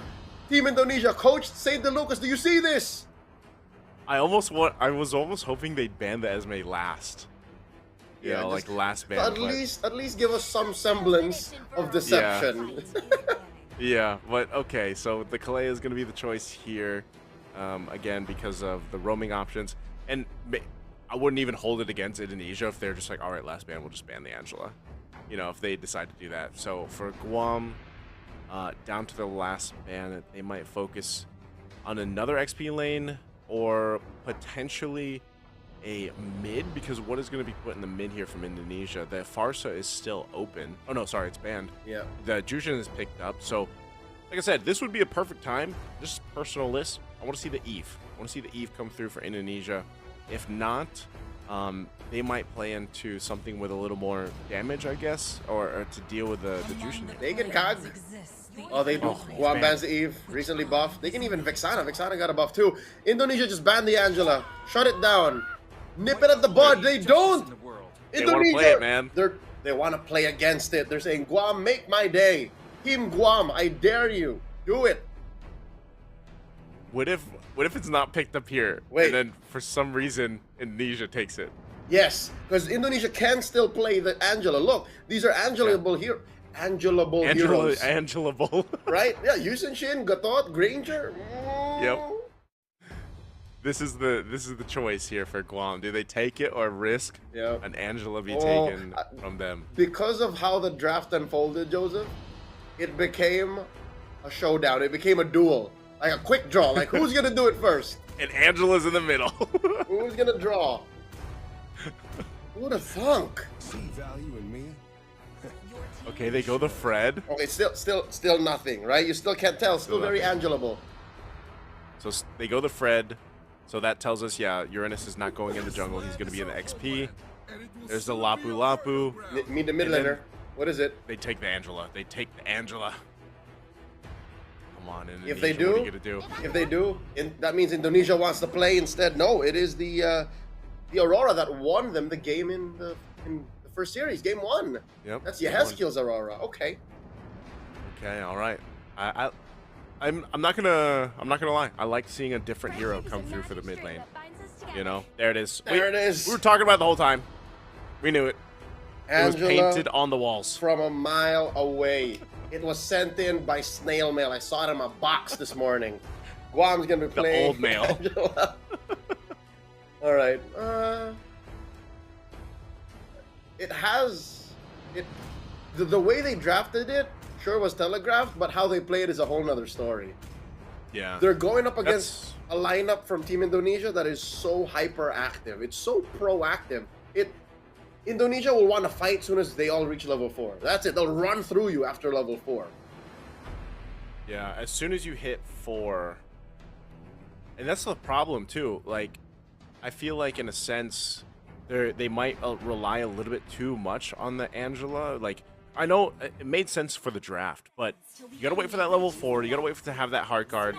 They could end up out-sustaining Indonesia, maybe if they are able to withstand the early rotation, but that's a big question here for Guam. I love the draft, though. I do want to say I love the draft. I think we're excited to go ahead and see if this ends up working out. Indonesia, not too much different from what we saw in the first match, so welcome, ladies and gentlemen, to this matchup here. It's a best of 3 for Indonesia once again versus Guam here. Will Indonesia get to the 4-0 for their group, or will Guam be one of the first teams to give them that challenge here? Well, we'll find out. Look at the speed at which Chin, aka Ju of Team Indonesia, is going at. Already clearing his purple, crossing the threshold of the river, taking that small camp away from Zukato Zen. So this is Slopesy is the gold laner. There you go. So Zukato Zen is the jungler here. He's not happy with just one. Joseph, he's taking even the small camp up top. Oh, he is. So I think they're gonna end up meeting here. So orange was secured for Zukato, but you can see the fight, the standoff for the Lith Wander. They're gonna go ahead and just kind of zone them out. Wade will charge with the Unbreakable. He's gonna get tossed in. He does have the passive. Pops the Revitalize as well. There's the freeze from Yehezkiel. And first blood already in the hands of Jin. That is not where you want to be at this point. Again, that timer. That timer got sped up. Not even level 4, Chin! Oh! Chin able to get away with the Traceless on Witty. Will go down a nice pickup for Hezu. Oh no! Aran! Doesn't have the level 4, so can't really do too much, but a good answer from Guam, I'd say, early on. Any situation where it's not a total landslide and they don't get folded in half and maimed for life is a good situation. Now, Aran going 3v1, I don't know if this is a good start. Can he do it? He is doing it! Oh my! Oh my! Aran able to pump out enough damage. Does get the stun in. Witty's gonna go in. Goes in. Nice cleanup. Shield Heart goes down. Now Hezu joining the fight. Aran. Secret, not level 4. Turtle's already secured by Chin, but the fight still breaks out as Hezu will fall, and now the purple buff is for the taking, and I think Zukato's gonna be way too late. Falling behind this too, man. He's only level 3, and then his purple buff gets taken. And this is the point of no return. If Guam don't secure their side of the map, even as early as 2.5 minutes, then this is going to go sideways. It's already very risky, as is AOG starting it up. Witty! Oh. Again, Witty, top of the Revitalize, does have a passive, but I think it's too much of a risk to go get a hit. Gets thrown over the wall with the Lantern. Now, Zukato will jump on in, able to take out Witty. This was all for the orange buff for Guam, and they'll fight back to keep it, but they are losing some space. Oh no! Chin takes the orange, pops the Mountain Stalker. Zukato in trouble, has the Heart Guard from Shield Heart. So he'll survive, but man, he's almost 3 levels behind here. If you're 3 levels behind at 3 minutes, something has gone wrong. And I don't think you need an analyst to tell you that. Team Guam, I think one thing they're doing right is they're not picking fights where they shouldn't. Look at this, Zokato Zen. He sees Aran. He sees that this Lapu Lapu is 2 levels ahead of me. Oh, they're going. I know not to go, but oh wait. Oh, Aran! no. It's 3v1! Aran, can you 4v1! Oh no, it's 1v4. He jumps in anyway, gets Zukato. Now Yehezkiel, Wiseman, joining the fight, has the freeze, gets the Revitalize out. Frigid Glacier going to be popped. Again, initiation Withy jumps into the backside with the AOG, gets the Unbreakable Taunt off, but still, as tanky as they are, Hezu's going to be fine. They fight under the turret, they're going to go for it anyway. Wiseman will take down Hezu, and now fighting under the turret. Who cares about the turret? They get everybody under the tier 1 plus the turret. Indonesia again collapsing down on Guam. And that's the turret falling as well. This is the second turtle straight up going to Indonesia. Not a shadow of any members of Guam in the lower half of the map. What's the story for the gold lane though? This is Kabuki 2 levels up. Slobsy's not having a great time. Oh no! Oh, and Yehezkiel, Wiseman. He's going to push him back the lane. Flickers forward to get the stun. Oh, the Purify's going to be used. Jin, no, can't get the shot either. So Jin's going to go down. An overzealous attempt on the life of Slope Ezzy will punish at least Jin. So a little bit of a hope there, I guess, for Guam. You know, at least it's not a kill and Jin goes down. But now Zukato gets the shield, the Heart Guard from Shield Heart. They have enough CC to go ahead and deal with this too. Iran could be in trouble, even with a little bit of shield. Oh, what a shot! Slobezi will pick up a kill with a Spear of Destruction. Shield Art coming in clutch. In the same situation where the team was losing for Team Vietnam, didn't even press the Heart Guard. This is showing signs of life for Team Guam, that even when they're down about 5k gold at 5 minutes, they're still here to at least contest. Team Indonesia have slowed down, but the fact that you still see Kabuki here going from lane to lane, farming up everything. Slobzy! He's gone! I was gonna say that could have been the one time the Moscow could have gotten farm. I think they're 1 step forwards, 2 steps back. Guam is still in the danger zone. 100%, because, you know, even with that, Chin, with the YSS, that's what we were saying in the draft, he can rotate around the map so well and quickly. And, you know, with the level power that he has, I mean, he's level 10, he's got some of the itemization already into place. Like, you're going to be able to pick up kills like that easily if you find a Slopezi or anyone on these off lanes. So definitely something that Guam might want to keep in mind. I don't think they're in contention to really contest this third turtle of the game. It's just going to be started up by Indonesia. They have full control of this side.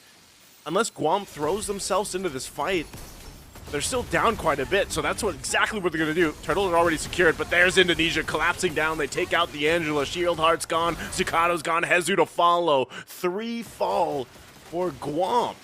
Stacks for Kabuki's Sky Piercer.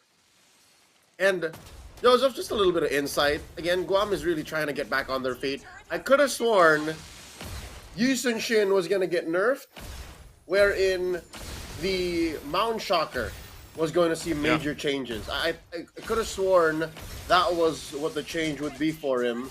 But it's more damage output. I don't think that's a problem. I think the problem with Yu Sun Shin's ult is the CC. The sudden, the little stun that comes out of that. A little stun, yeah. That little skateboard. I think that's what changes the game here. Yeah, look at this. Layered CC after layered CC. A Heart Guard not going to be enough to keep him in the game. Hezu falls. And they forced to just pop everything, nearly, just to survive the pressure from Indonesia as they take down the tier 2 turret up top. They're going to get this Holy Shield already. 8-minute mark. The Lord's still less than a minute away, but Holy Shield going down, and maybe the next is the tier 2 in the mid, unless Guam is able to fight this off and keep it together. They do have everybody up. they are able to go ahead and form as a team. But look at this. Once again, the pressure jumping on in. Aran taking a ton of damage. Jesus falls, and Aran still buying enough time to stay alive until finally he goes down. Revitalize and Witty goes over to the walls of the base. But still, I think Indonesia exactly happy with that. No, that's the damage from Chin. Again, both shields, all shields of the base are popped. And now Indonesia, are they actually going to go for a base turret? Guam on the defense. Zucano will jump in, but he just, even as tanky as is, he gets frozen with a frigid glacier. Heart Guard, again, not enough to save them. This Angela was the play for them, but Guam has not been able to make it use. A Spear of Destruction will land. So busy. Look at the damage, though. One shot will make them go back and disengage. Again, Indonesia just showing how far ahead they are. Joseph, Chin is dealing an ungodly amount of damage. Oh my God, Leonardo! Kabuki They are! Gets a double. I was about to say, Kabuki does not want to get outshined. He might get punished. Oh, he did. Another Frigid Glacier going to be used. Sacred on that whim. Oh, what a flicker from Aran. They do have the waves, and they're just going to end the game here, Leo. Under the 10-minute mark, Indonesia taking game 1. Indonesia's going for a record here. Lowest average game time. Not that it means much, but wow, they really are just trampling through all the competition here in Group B. And Team Guam, I think it's a sound strategy what they were going for. It was written all across the draft. They were going for an Angela strat, but they might have been too honest with it. They put their hearts on their sleeves, and they got punished for it. I think the Angela pick made sense to us, but you know, when we were leading into the load-in to the Land of Dawn, that's what I was saying. Like, it can work for them. They should, like, they can sustain pretty well, but if they get behind early, like, that's where the trouble was. And I think the pressure that was on Zucato's jungle, like rotation, is really what slowed them down.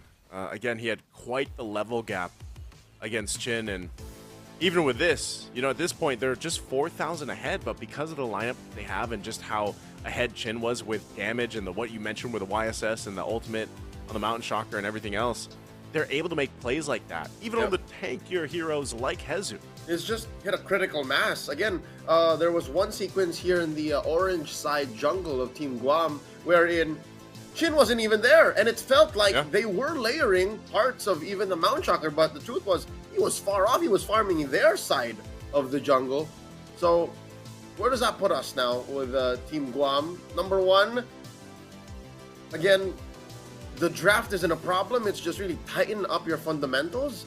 Maybe don't be as honest as the first phase. Allow some, you know, modicum of suspense. Don't let your opponents read through your draft, because I think what Indonesia did was a stroke of genius. They didn't even worry about the Angela draft. They played a draft that was gonna win against 9 out of 10 other possible drafts that Team Guam could have come up with, even if it wasn't an Angela draft. So this is Indonesia showing us a lot of comfort. Number 2 is there's got to be something to this Aurora. I don't think it was touched in at least the past 2 patches.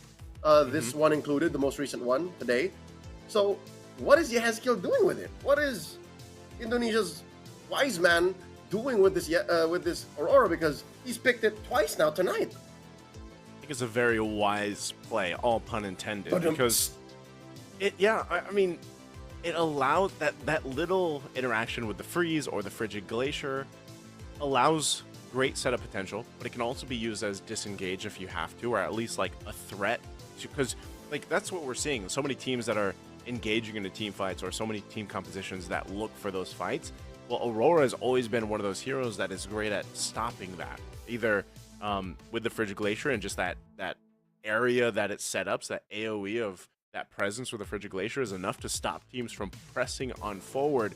But then in an instance like this where you're ahead by quite a bit, it allows you to set things up and down to even the early skirmishes, and it works really well with the YSS. It works really well even with a Granger. You got to think, like, a Granger can then just kind of have a heyday, which we saw towards the end there with Kabuki just kind of like shooting off the Rhapsodies and the Destinatas at frozen targets, you know. And then he had like I don't know how many stacks he had on the Sky Piercer, but It just works really well to keep people in place for the rest of this team from Indonesia. And I think that, I don't know, man. I think we might even see the Aurora back-to-back, like when we get to game 2. Yep. And now that you talk about it, it's nice to have been reintroduced in the metagame that a hero in mid could provide so much CC and self-peel utility. Because if you're thinking about mid laners now that are in demand, that have good CC, you're thinking Selena, number one. Like, who else in the game can stun for about 2 seconds and deal that much burst? But she's very fragile. She can't hold her own when she's out there. You think about Eve, who has a great kill box, but also you're relatively vulnerable. Like, you're only relying on your shields when you cast spells. Aurora, on the other hand, has solid CC and has a second life effectively. So, yeah, I think I can follow. I concur, Yezgil. I concur. I concur as well, man. I'm going to have to start picking Aurora if I get a chance to play mid. But that's game number 1 here for this best of 3. Indonesia taking the win for that. We're going to take a short break, about 4 minutes or so, before we head into game number 2. Again, I'm Nice. This is Leo. We'll be back after the short break.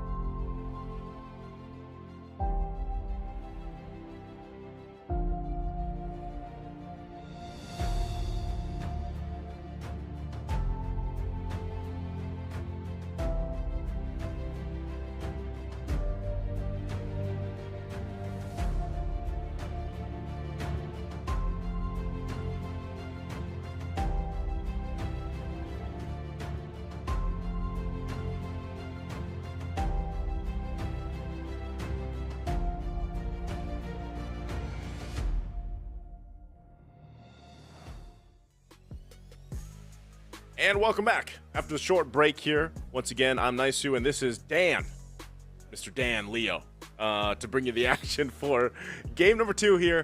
Once again, it's a matchup with Indonesia versus Guam. It was a very quick game. For game number 1, Indonesia dominating the idea, the mindset of Guam of let's build a lineup around this Angela pick and sustainability or heals and everything else, durability. And it didn't work, Leo. It went wrong. Much like our friend LaFell from just across the sea, he always brings up these sayings from the elders in his life. And one saying I have from my childhood is, honesty is the best policy. In this case, it wasn't. Indonesia saw the Angela from light years away and decided to just, pick heroes, especially in their later part of the draft, blue 4 and 5, that don't care about an all-in 10th pole draft, because that's exactly what this was. Is they wanted to pick heroes that were very strong individually, that once the Heart Guard went in, could change the tides of battle. What Indonesia did to answer that, just a butt ton of CC. Even their core, even their jungler had CC. I'm talking about the Yusun Shin with that later half of the Mountain Shocker. So now, another chance for Team Guam to take us back, maybe force game 3. How do they do that? Maybe try to get their hands on a Lancelot, Yusun Shin, I don't know. This is a start, but I'm afraid for them. Because opening up with a Karina ban shows that Indonesia has zero fear. Indonesia is literally looking you in the eyes and saying what you're gonna do. Yeah. Just go with what you want. That was a very deathly stare, by the way. Oh no, my camera just froze. Oh, did it? I was gonna say that was a very. I really. I was gonna say you got me there, man. No, I really stared. It's literally what I think Indonesia's doing. Is because they're stone cold. Like they didn't even masquerade their whole "we're throwing away a ban so that we can open up heroes for you." It's literally Karina first. You know that the draft has gone wrong. There's got to be something to this Karina though. Like maybe there's just maybe there's a global Karina over there, man.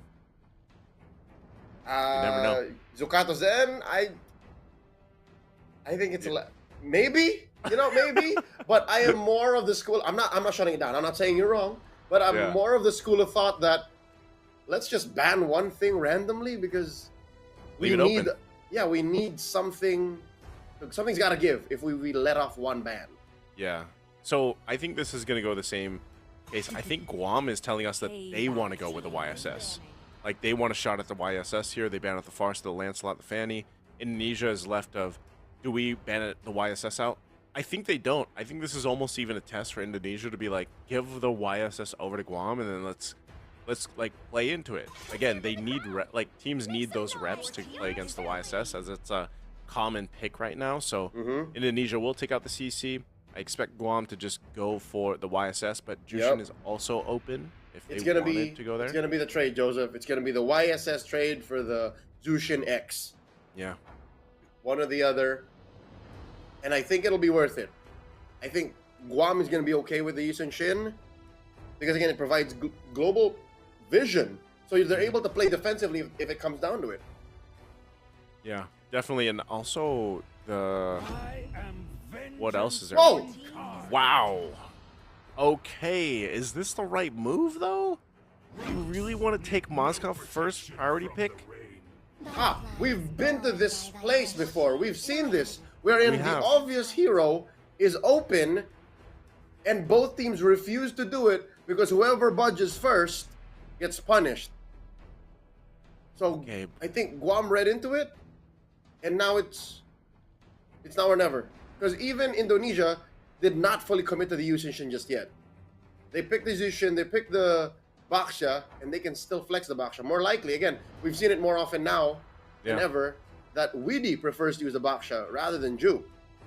Yeah, and I think that's the move that we see a lot of the, powerhouse teams like to do, is they leave you in a guessing game because they pick up a hero, especially in these first phases where it's like they could still be flexed. There's at least one that could be flexed in, so they'll take the glue and the Gataconcha. So interesting, because this is the honesty that we were talking about, man.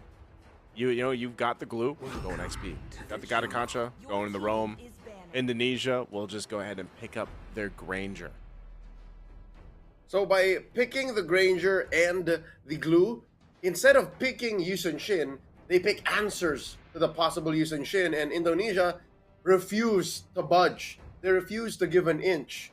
And they say, no, we're not picking it. They go for the Granger, put it in the hands of Kabuki. And Yusun Shin is, again, weirdly enough, still at large. I wonder if it'll get banned because Indonesia's not doing it. They instead ban another three-lettered Y hero in Eve. I want to see her played, man. I do. Like, I need to see it at least once in Iesf.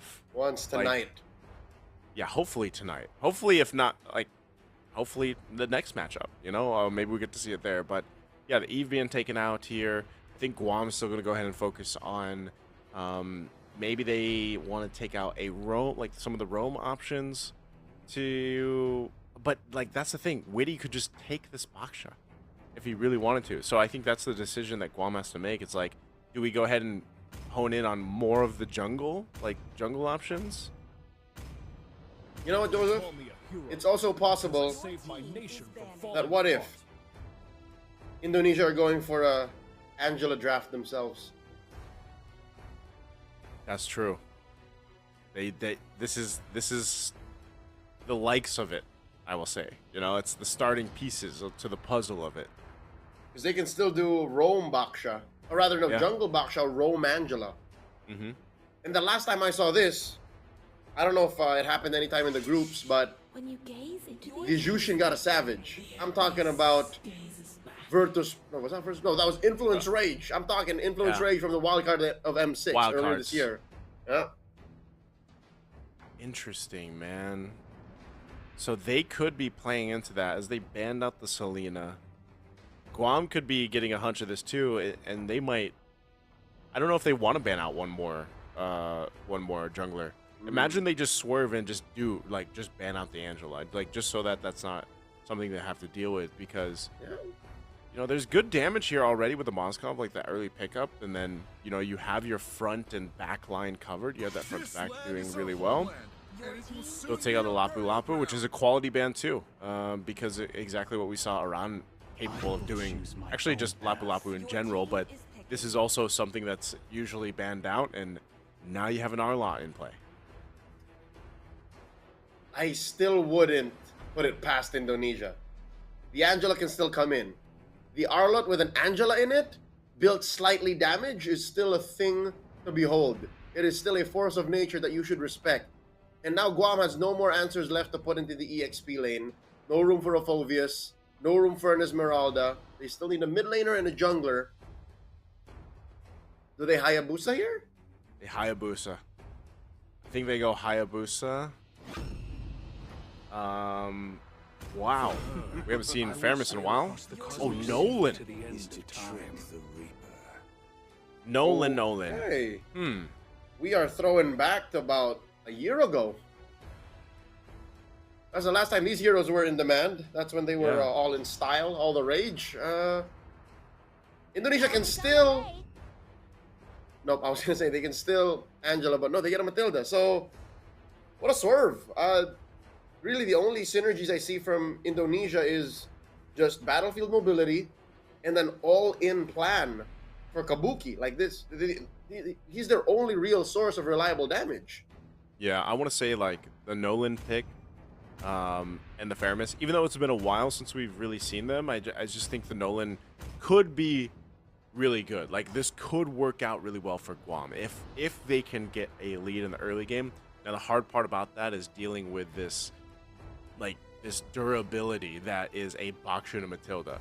So if they decide to be a little aggressive, or if they're more so like responding to Indonesia, then I could see Guam being in trouble. But if you get Nolan kind of snowballing early on, because remember, he was gapped pretty hard in the previous game. So if Zucano can have a better start on this Nolan, I want to believe that Guam can go ahead and make this lineup work. So we'll find out if it's going to be Guam to take it to a game 3, or if Indonesia is going to get another sweep under the belt here in this day number 4 of Iesf. So you guys in the chat can let us know too. Do you think it's going to be a decisive win for Indonesia here against Guam, or will we see something different? You can see what Witty's doing already, too. He's giving the information over.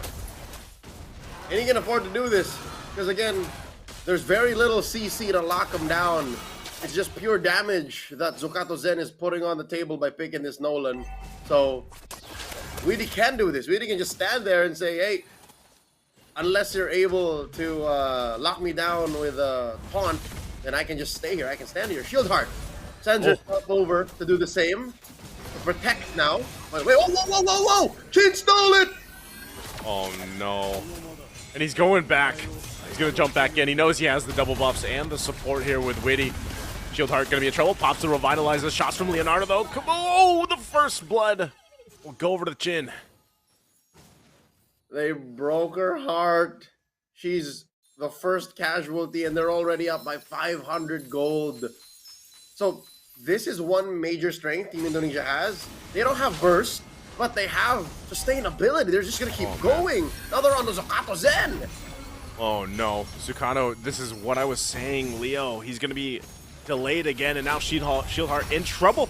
Zucato stops the recall. Good pull, though, with the Shadow Stampede from Secret. Able to go ahead and at least get a kill in the hands. They get, of all people, they get Chin. You know what? Chin's not even hurting for this. Chin is a utility jungler. So this one death isn't outdone by the 2 kills he's already had, and he rolls up just as quickly into the turtle. This is clearly going over to Indonesia. Yeah, this is going to be an objective in the hands. Indonesia, they fought hard for it. Oh, Flicker final slash. Initiation going to be started up. The glue already taking up a ton of damage. Just to fight for the purple buff, though. I'm not sure if Zucato, he's only level 3. He lost the purple too. Nether Realm going to be used already. It's still Shield Heart's gone, and now Indonesia all this side. Another triple Stampede pull into the turret. Is it good enough, though? Swamp is there. Slope jumps in. Spear Destruction. He's able to find Winnie, and now working on Wiseman. Indonesia might have been a little bit too much off as it's a double for Hezu. A great response from Guam. Massive punish coming in from the squad in Guam. Underneath tier 1. Again, the fact that the turret was a major part of that engagement doesn't change the fact that Indonesia isn't as strong just yet. So that's one power spike they have, you know, the ultra early game. But mind you, Kabuki was a part of it. Oh, he smacks Secret right underneath his tier 1. So I wouldn't say that I wouldn't call it quits just yet. But Guam should still play it safe. I think Guam should still get farm on Zucato Zen. Like, that should be priority number 1. Man, it's you know, when Indonesia decides they want to kill, they'll go and get it. Now, I will say, I know Secret, he's been doing good at getting those pulls, you know, the Shadow Stampedes. He's able to punish some of these moments where Indonesia decides to get a little over-aggressive, but I don't think that's going to be enough to kind of stop them. It's not going to be something that keeps them from second-guessing, because look at this. They want to continue to put pressure on Zucato Zen. Chin with the rest of the team just trying to zone him out from this purple buff. The turtle's up, but did Zucato get it? I think, again, the plan... Oh, whoa! What? Wait, what? I don't even know where. Oh, man, okay. All right. They had to... All right. Looks like we're going to go ahead and take a little bit of a break here. I'm not sure. What happened to Secret? That was a bit of a doozy. I'll tell you now. Even in the mini-map, I was struggling to put a beat on where that happened, how that happened. Possibly a turret, so I don't even know what lane. I don't know if he just like ended up running off or something, but yeah, we'll have to wait to see exactly what happened. But even aside from that, Indonesia continued to put the pressure. I'm not sure if Zucato, if I was able to confirm if he got the purple buff, but yep, Turtle's gonna be up too. So did you manage to see? We'll see when we get the camera on him, because I also did not exactly see, because I think I heard a retribution from both players, and almost in the same second time frame. So that's also very risky to think about, because there's a turtle spawning literally right now. As soon as we unpause, there will be a turtle up top. Yeah, so for Guam, I would say, you know, even looking at this, they're not too far behind. The biggest person behind again is Zucano Zen.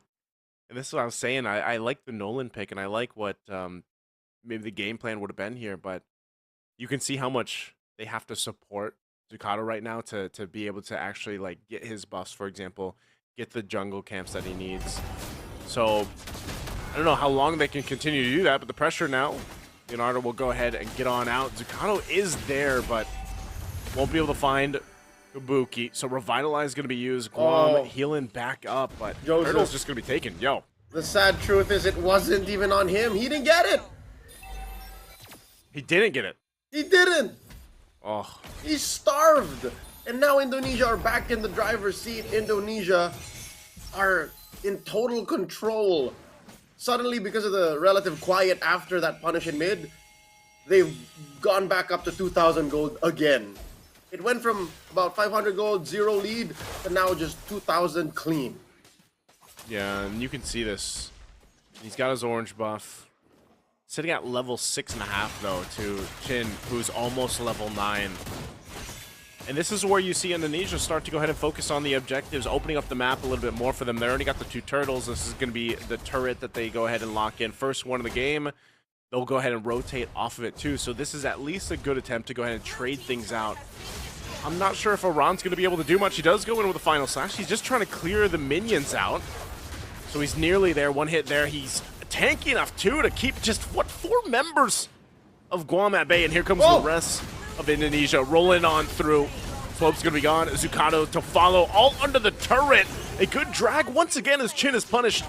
And a play, too, as Iran will go down. So Guam still showing teeth, still showing that they're willing to go ahead and fight Indonesia. Rolling up the sleeves, doing the work where it matters. Unfortunate that Team Indonesia could have synchronized that play a little better. They were going for a triple lane push.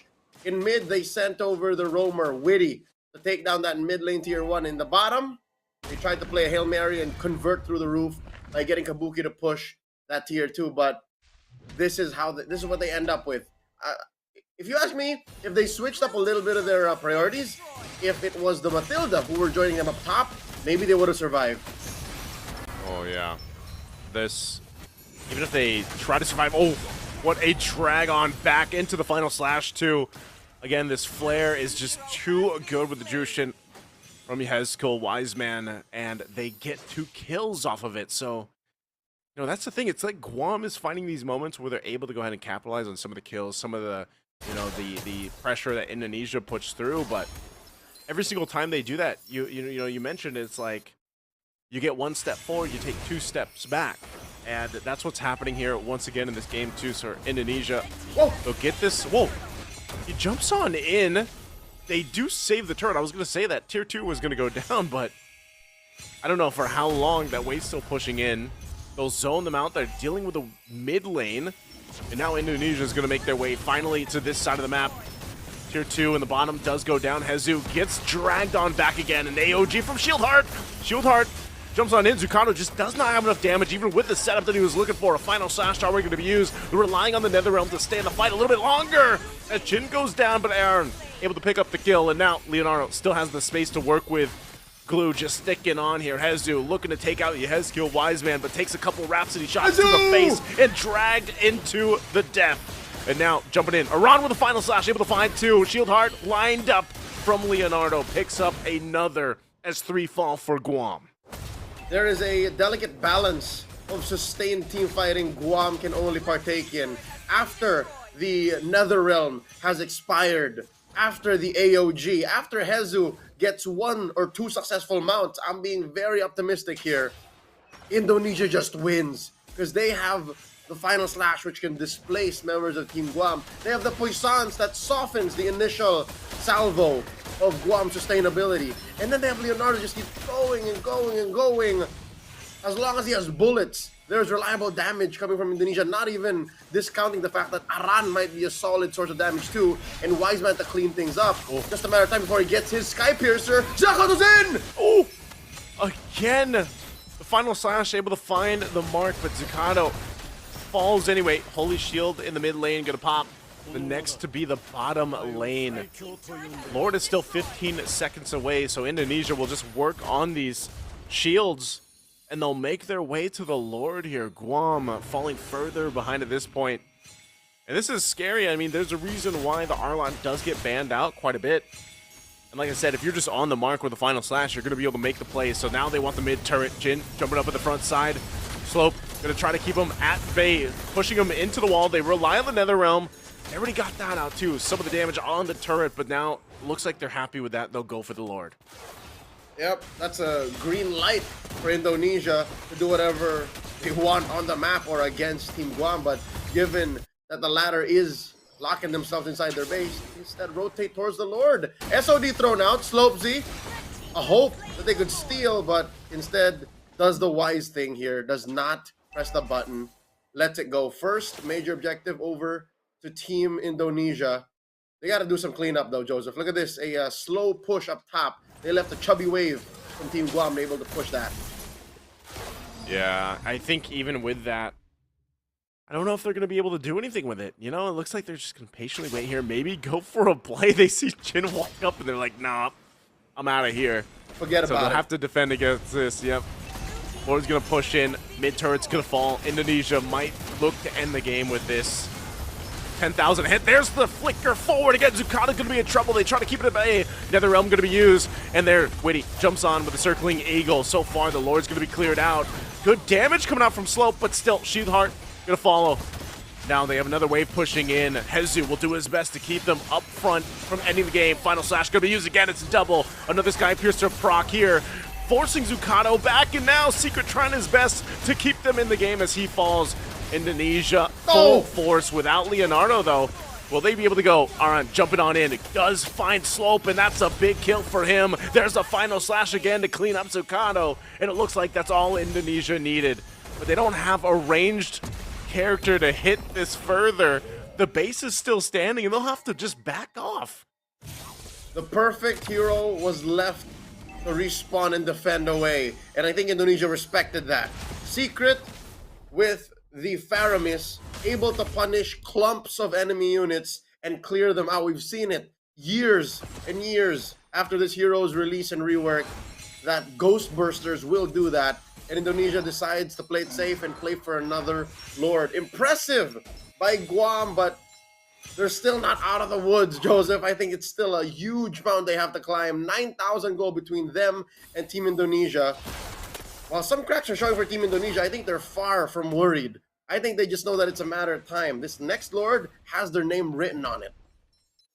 Yeah, and at this point, I don't know, man. I almost expect Indonesia just to even try to end it without the Lord take. You can see they're focusing up top. Final Slash going to be used already. They take out Hezu, the front line so far for Guam, and that's going to be a double as Secret falls too. So they force the fight with the Final Slash, and now looking to end the game potentially.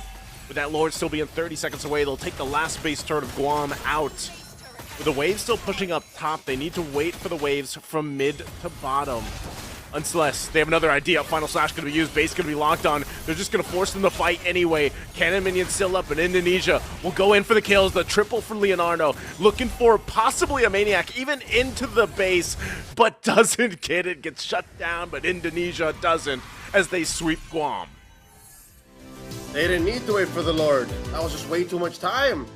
They ran through their minions, their heroes, and their base. And that's what you get with a 10,000 gold lead. Team Indonesia with another sweep. Man, that last, sequence there, I was thinking they'd wait for the Lord too, but Indonesia was just like, no, we have enough of a lead. And this is what we see from teams that have, the experience, the veterancy that this Indonesian team does, and they are 9K ahead. They'll take the shot, especially when you have a hero like the Arlot to just go in with a Final Slash and try to, start things. That's great. Like, this was a moment too, by the way, in the highlights where it's like, Guam, they had the right idea. They punished Indonesia a couple times, but eventually it was just not able to work anymore. You know what? I think when we look at the item builds, because again, there was a lot of action in the last 2 minutes of that game wherein Guam was literally holding on by a thread. We didn't get to see much item checks. When we see the items, Joseph, I think it'll make sense as to why Indonesia made this call. Well, Indonesia said, you know what? let's not wait for the Lord, because I think they must have hit some sort of power spike. It must have been something on Yehezkiel, or maybe something on Kabuki that made him say, let's just force this. I think we can.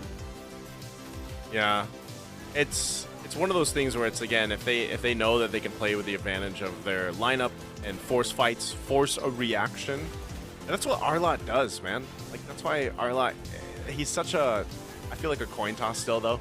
Like, for some teams, like, they will pick him and it doesn't work out for them. That coin toss, it lands on the losing side, you know. But this is, of course, Aran we're talking about. So he made it work nearly every single time, and Leonardo was just able to clean up. Kabuki just had a hell of a time. He does get dragged into the fountain here, but ultimately Indonesia knew exactly how to end the game, and they did it very cleanly. 12 and a half minutes. Okay, just scouring through. Yeah, no. Yehezkiel didn't even build a Sky Piercer. He went straight for a Lantern, and then I guess he was gunning for a Divine Glaive or a Holy Crystal. Yeah, no, I think it was just a team decision to say, you know what, we don't need the Lord. They coin flipped their way into the victory.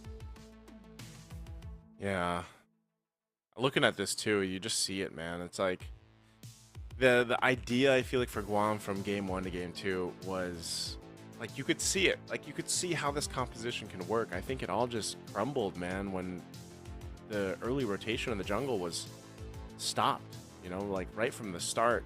Yep. It was just that pressure on Zukato Zen, on his getting his jungler like rolling, whether that was game 1 or game 2. And Indonesia does that. Like, they like to play into that pressure, you know, putting on the pressure, because that's where so much of the focus on the meta is right now. Like, this mid lane trio, but also the early rotation of the jungle, and making sure that they are secured into that first either kill, like the first blood, or that first turtle. And if you fall behind, I think he was like level 3 to Chin was like level 5 at one point. So really difficult place to be in. And there really wasn't much of a threat to Indonesia's only core, unless, again, you read between the lines, Kabuki just protected himself very well. Guam barely touched a hair on his head. Like, again, these deaths from Kabuki were some of his own fault. Like, he may have put himself in the way of danger because he wanted to get a kill, or he was pushing inside the base. I think that much is true, that last one. But look, despite that, 2 deaths, he was able to farm more than 1,000 gold per minute. So that rarely happens in today's competitive atmosphere, and he still got to do it. So that is a clear sign that this Granger ran wild.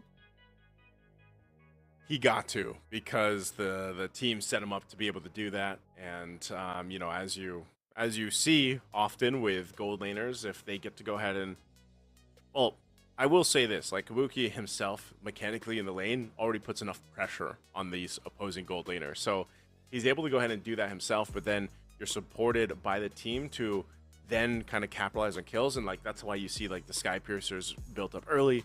The stacks are there. They're kind of just having free reign, but then you have a Matilda, for example, to provide you that utility.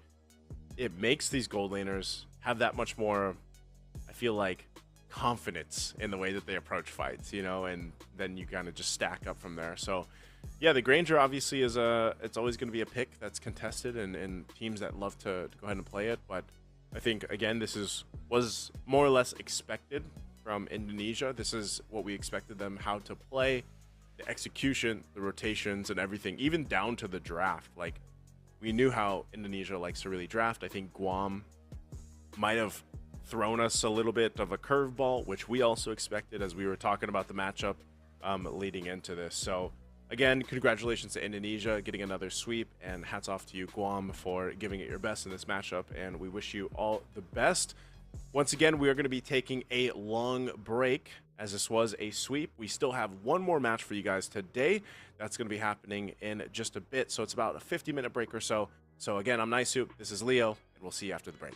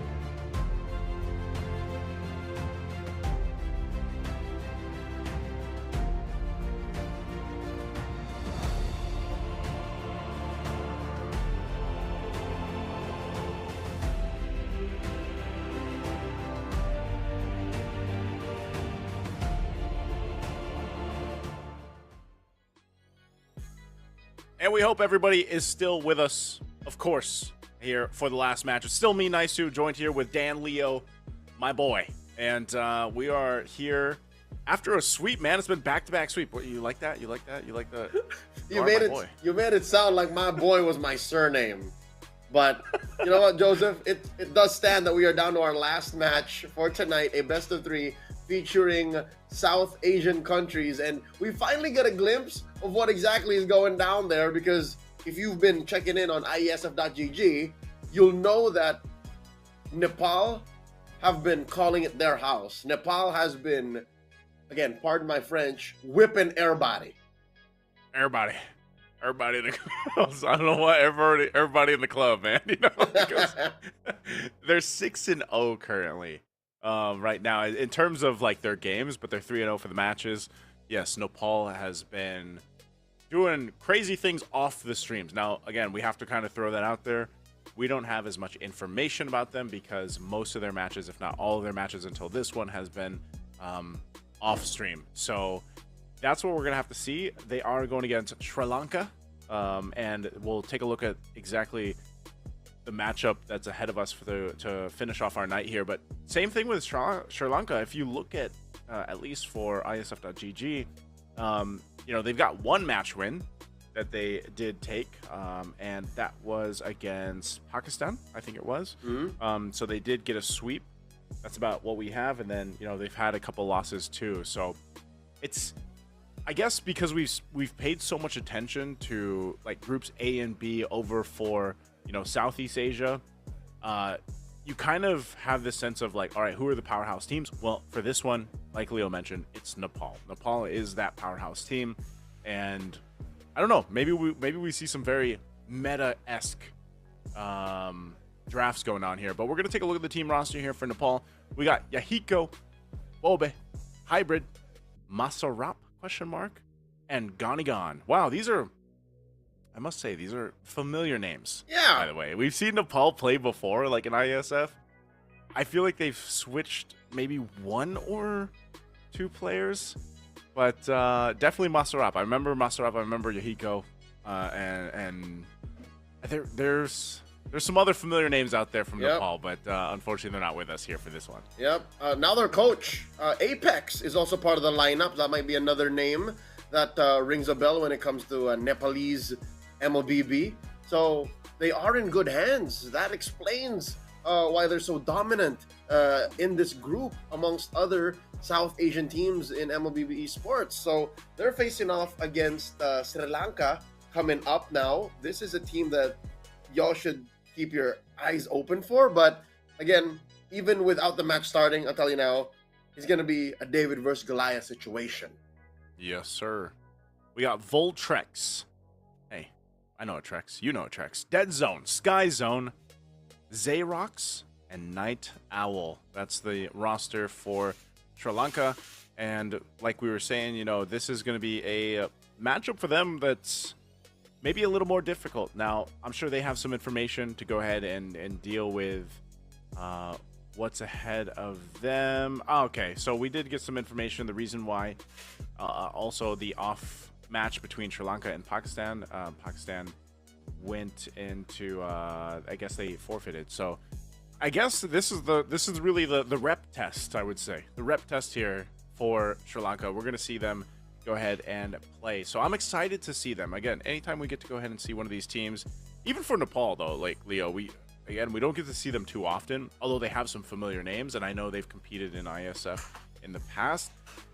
My eyes are going to be on both the teams, but seeing just from the stats that we have, I really want to see what Sri Lanka brings to the table. Yep. Again, the metagame is evolving before our eyes. There have been heroes that got banned that we were hoping to see. Again, one of them is Eve. And please come through. Already in tonight's broadcast, we're 3 best of 3s in deep. We saw attempts at an Angela-centric lineup. And we've even seen, you know, heroes like Nolan come through, thanks to Guam. But that didn't work out. So if ever we were to have a wish list, a checklist of things we want to see from Sri Lanka and Nepal, I'd say it's a mixture of heroes that we've seen before and some heroes that recently got adjusted. Oh, also, how could I forget? Yehezkiel bringing back the Aurora. That's something Yes, that will never leave my mind, at least for the next 48, 72 hours. If you're talking about Mlbb Esports, I'm afraid that might even show up in our own professional leagues. I would believe so, because now that we've seen it in action, especially against some of the more meta picks that we're used to seeing, Aurora fits well, man. I mean, it's not something that I initially thought of before, and so I think, yeah, when we mentioned it, Mr. Yezkiel, the wise man himself, making it known, like, hey, this is a quality pick. So anytime one of those, heroes come through for the mid lane, I'm all for it. I'll support to bring more mid lane heroes, because that's always been something that I've been, if I had to say anything was grinding my gears, it's the nature and environment that mid lane has been in for a while. Yep. We've had like the same heroes, or like rotation of heroes for seasons, if not years now. And it's still a lot of the whole, Farsas, Drushin, still even Valentina to an extent. The Kagura has come through. Selena's a staple, but even the Kagura, was kind of like this breath of fresh air, I want to say, that eventually came to fruition. But then, yeah, the Aurora, I don't know what else is going to be brought up into the mid lane. I still feel like there's room there, especially, like you said, with the Eve. Eve will eventually pop up. But even so, even if Eve comes back, it's like she was there for a while. You know what I mean? It's not something that's like, oh, this is completely new. I want more new heroes in the mid lane. So Aurora is great. It's a great start. I can't argue. But in addition to mid, I think the jungle also has this fundamental problem. Lancelot and Yusin take too much of team's priorities and attention.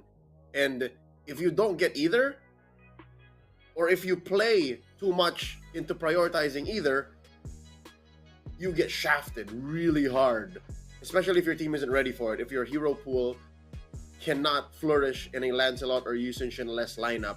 Yeah.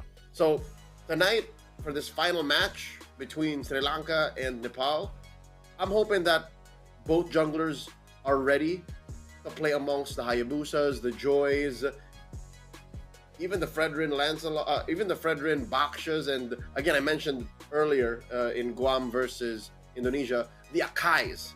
Akai is one hero that I think if you have it in your hero pool, your team is going to be so happy to have it, especially in certain matchups. So I hope that we see that, and we don't revert back to whoever can trade better for the Lancelot, Yusin, Shin. It's weird because the way that I see it, like Lancelot, Yusin, Shin right now is like the old Baksha Fredrin. It's like that trade, It's just like the assassin version. So I don't know, man. I think, yes, I think you were onto something too about the whole, like, YSS needs to be toned down a little bit.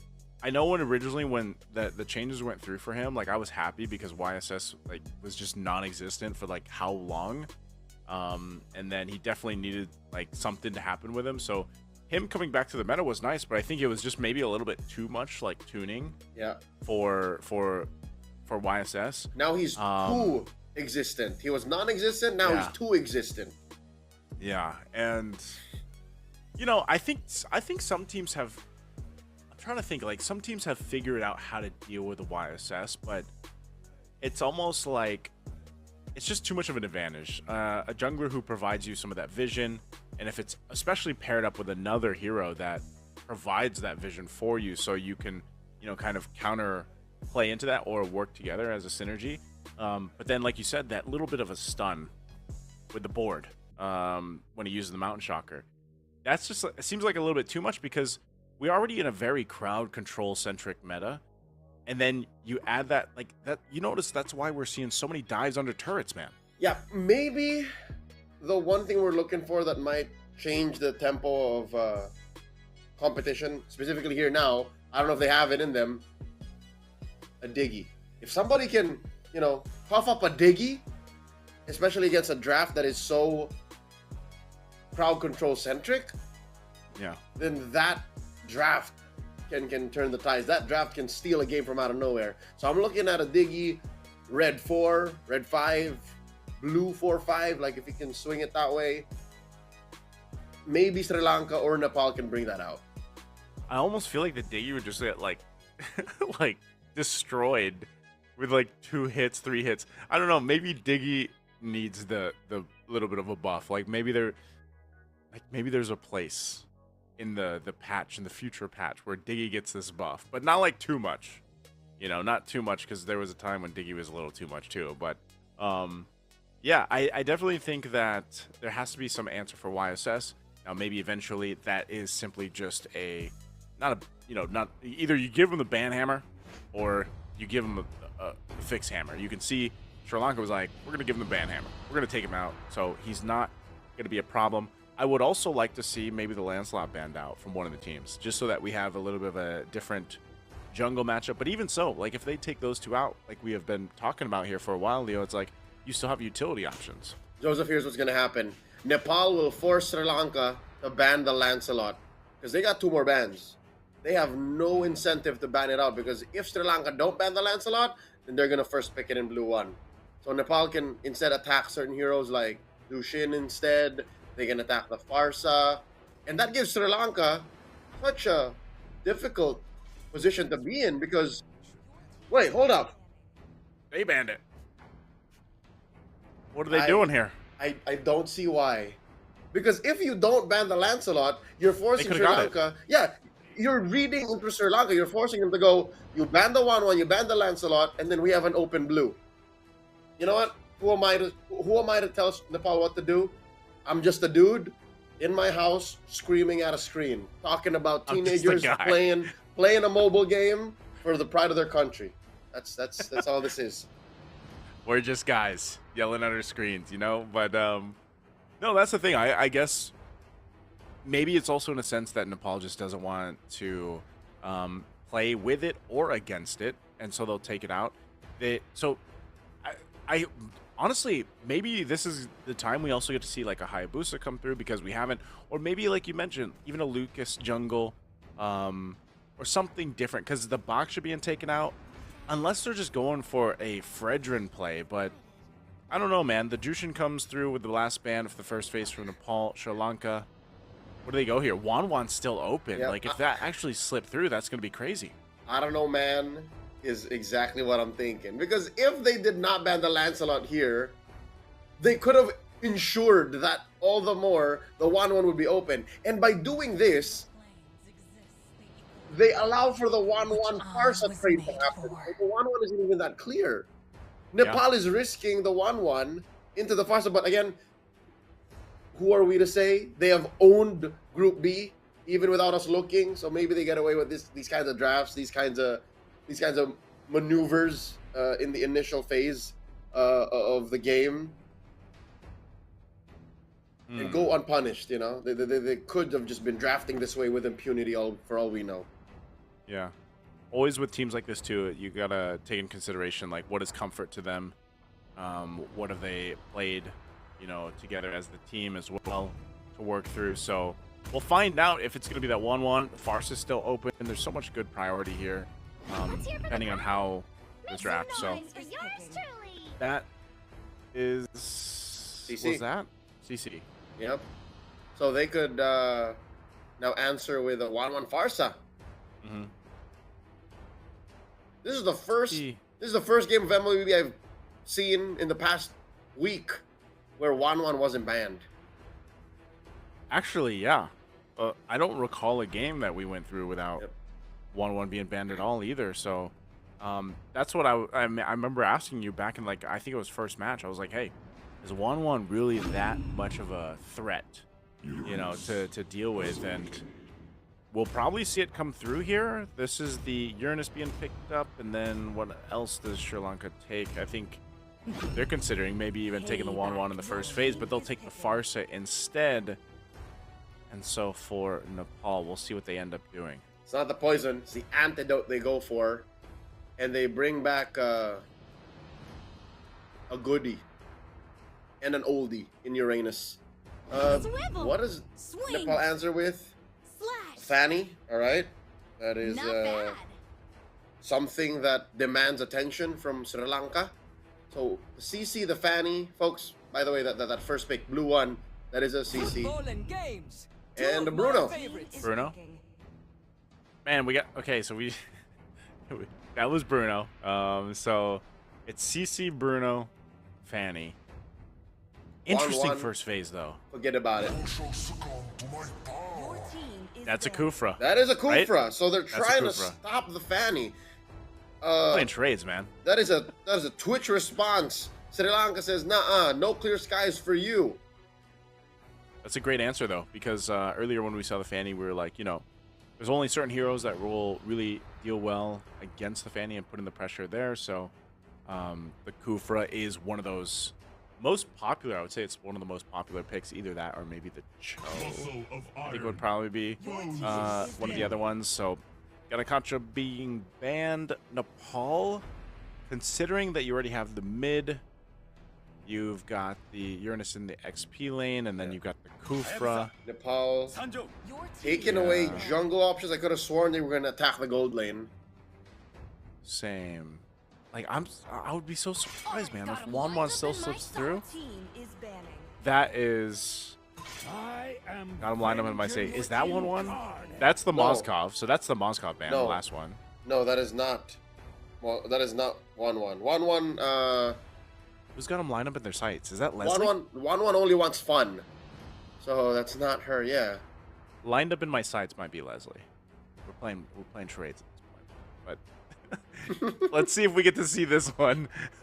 Because right now we've got So red the 5 Fanny- ban. Red 5 ban was. Red 5 Moskov. ban Can was confirm. Yeah, that's Moskov. yeah, Moskov. Okay. There's Fred. Okay, the Fred. So we now have a jungler for Sri All right. Lanka. I'm not so confident or damage output just yet. It's really just the Farsa that's dealing damage there. They still need a gold laner. That's why I say if they get the 1-1, man, I think they're covered for Sri Lanka. Like their damage will be pretty good. Because that's Fred, Kufra, Uranus. Like those three alone are tanky enough to help peel and everything else. Yeah, the only real issue for the 1-1 is the Fanny, if she so decides to take her a visit. But once you get your Wind of Nature, Bob's your uncle. You just go from there. Not Bob from Nepal, but you know, your Bob. the old saying, yeah, our Bob. Our Bob. Is like blood. Okay, It's that Carmilla. In my dream Your team world. is picking. Carmilla is that. Vexana? That's a great question. She says something Dream World, right? It is. Is that Vexana? Carmilla Vexana, I think so. I Makes just sense randomly to me. looked it up. I think it's a Lunox, man. Wait, is this right? Are you Googling? So come and join me in my dream world is Lunox. That's Apparently. Lunox. Okay, so that's a mid Lunox. Yeah. Ah. We are Okay. putting the true test to our MLBB knowledge, by There you the go. way. But I play in Japanese voice Let pack. my So bullets be the nails in your coffin. Good to know. So if Ranger. it was in Japanese, then you would have more recognized it. All right, so they go for the Granger instead. It's the 1-1. Interesting. Oh, the this 1-1 is the was first time it went through, man. completely snubbed. Yeah, went through and ignored. Huh. Interesting. So, okay. I think even with the Granger, though, like, Sri Lanka's lineup looks good to me. Yep. Sri Looks Lanka is very sound. It's very sound. But Team Nepal, I like how blue 4 and 5 reflect so much of how they want to respond. Because Carmilla, given how the chunky boys are up front and Mike, Yeah. Crowd and smother their lineup, they answered very well. Piece of blood. Just circle around. Everybody hits everybody. And then the Lunox, anti-tank, big HP.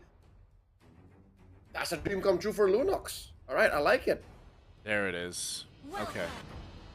So we get the glimpse. we were Kimmy. Kimmy was that band. Kimmy Oh, band. Okay, Kimmy was a band. All right. So yeah, I was thinking it was Leslie or something else, but okay. So we were pretty close, but that's our theories. You guys can let us know as well in the chat what you think. As we get a good glimpse of the junglers, of course, it's going to be a Fredrin versus a Fanny matchup here. It's this best of 3 between Nepal and Sri Lanka. And 2 interesting drafts. I mean, this is kind of what I expected, to be honest, going into this. But I am going to be interested because I've been playing a whole lot of Carmilla, man. I'll be real, you know, as someone who loves to play roam right now, especially on solo queue, I've been really enjoying Carmilla. And I think here you can see running with the tank emblem, Concussive Blast has a little bit of that firmness to go ahead and be a little bit more tanky. I think this will work really well with the lineup that they have, and especially when the team fights break out. Also note how Yahiko is playing with... Oh, wait. Ooh. Masarap. Already very low. Yahiko. Yep, not gonna force it. Is rocking a fighter emblem. So he wants to play a little bit more of a sustainable Fanny, which makes sense because look at the rest of the lineup. There's only really one tank. There's only really one frontliner that can peel, and that's Masarap on the Carmilla. Everyone else kind of have their own kind of sustain. So I get where Yahiko's going with this. Yeah, I think part of the, I mean, how often do we also see Fanny's roll with Impure Rage? I mean, is that... We see it sometimes, I guess. Like, I know we've seen some different variations of the Fanny roll with different emblem sets, but yeah, this is most likely just to go ahead and deal with that that tankiness that Sri Lanka has, because they're gonna have to work through that. And earlier on, you saw Dead Zone had to pop the Revitalize, so there's a whole lot of focus up here on the top side, though. Hybrid's gonna spot him out. 3 dudes from Sri Lanka are gonna be spotted out. They'll back off. The turtle is up. So you can see Masarap is in position, given the information. Doesn't have the Curse of Blood yet, though. I'm not sure if this is going to be much of a fight, but the curtain call is there for Hybrid. Now, jumping on in. Here comes the cables, too, but Sky Zone will get the turtle. The fight's going to be forced anyway. Night Owl will go in. Gets raged. There's a feathered airstrike, though. Flickers on back. Yahiko has to go back. They have enough damage to go in and burst on through, but Dead Zone, tanky as ever. Now, gonna go ahead and get yo-yo'd down. Hybrid. Oh, Hybrid's gonna get stunned. A great play from Xyrox. That is Xyrox's passive kicking in. Curse of Crow stops Hybrid dead in his tracks. Impressive work, though. Again, that turtle could have gotten stolen by Yahiko if not for Night Owl's surgical precision, putting himself right between that major objective and the opposing jungler. I think that is one highlight that Sri Lanka can, you know, jot down, make part of their pros currently in this 3-minute match. They have a good Kufra in their hands. So I'd like to see how else they translate and how they use that tool, because the other half of the map is essentially answered for. Like, you could be definitely much, much worse off in the other half of the map, but in the gold lane, though, how is that situation looking like? How is Gonny going up against Black Cat? Is he having any luck, any good luck against his Granger? It's like it's just kind of one of those dead lanes right now, but you can see Night Owl charging up, flickers on forward, hits the ultimate under the turret, will take a couple shots with the turret himself. Masarap's a little bit too late to this one, dropping the Curse of Blood, and I don't think Yahiko's going to go ahead and follow up. Shows the cables, but doesn't want to commit just yet. Maybe just trying to buy some time for Bob. But I think they're just too late, man. What a play. This is what the Kufra does so well. You know, if he's able to go ahead and jump on in, I know he had to expend the flicker, but if it's a play under the turret and it gives you that advantage to Black Cat, go for it. Impressive work. Again, there was nothing much to do in the top half of the map. Nepal played that pretty well. Still has it on lock, especially since Hybrid is about to build up. But wait. Oh, Dead Zone. What's he doing? Dead Zone. Be in the Dead Zone right now. Sri Lanka gets control of the turtle. I'm not sure if there's going to be any contest. It looks like that's not going to be the case. They forced Yahiko to use the retribution. Very smart. Again, Sri Lanka is approaching the top dog of Nepal with such bravado, such confidence that I'm convinced that they might not be able to sweep this. Nepal might not even win. Sri Lanka putting up quite the effort. That's the second turtle going over to Sri Lanka this time. The bottom half of the map is looking good for them. Yeah, this is control they have. Night Owl's going to jump on in. Goes in with a rage. Donnigon's going to be fine because the rest of the team is here. So Night Owl taking a couple, too many shots. Little cleanup there. Yahiko will go in, cable on through. So a kill now in the hands of Nepal, but I don't know if Nine Owl just didn't, have the information that multiple members from Nepal were rotating down because, he jumped in, but still, Black Cat has Sky Zone around the corner, so it doesn't seem like they have this information either. Sky Zone jumps in, gets the energy eruption off too, all the setup. So this is the response, Mr. Op to follow. Double kill already. Black Cat finally goes down, and there's the burst coming through from Bob. Dear God, Bob has just built his Sky Piercer, so that's immediately 2 stacks on it. I could have sworn I was gonna say, oh wow, Night Owl's sacrifice and good plays were almost undone, but they took down Gonigon. But just as quickly, Bob puts up his team 1,000 gold up. Check it out, Joseph. Hold up, where did the... Oh, it was Black Cat who built the Sky Piercer. Yeah. I thought it was Bob. Okay, you know what? If Nepal wants to regain control of this game decisively, with conviction, they should consider putting a Sky Piercer and Bob maybe as its 3rd item. Yeah, because he's got glowing wand right now. I'm not sure. Maybe a Trunch. Going in. Maybe a lightning Trunch maybe next. The Trunch. Then 3rd item Sky Piercer. Because that Lunox is going to be a problem later on. So Yahiko going to go for Black Cat. Spots him out. Cutthroat going to be used onto the turret. The cables are enough.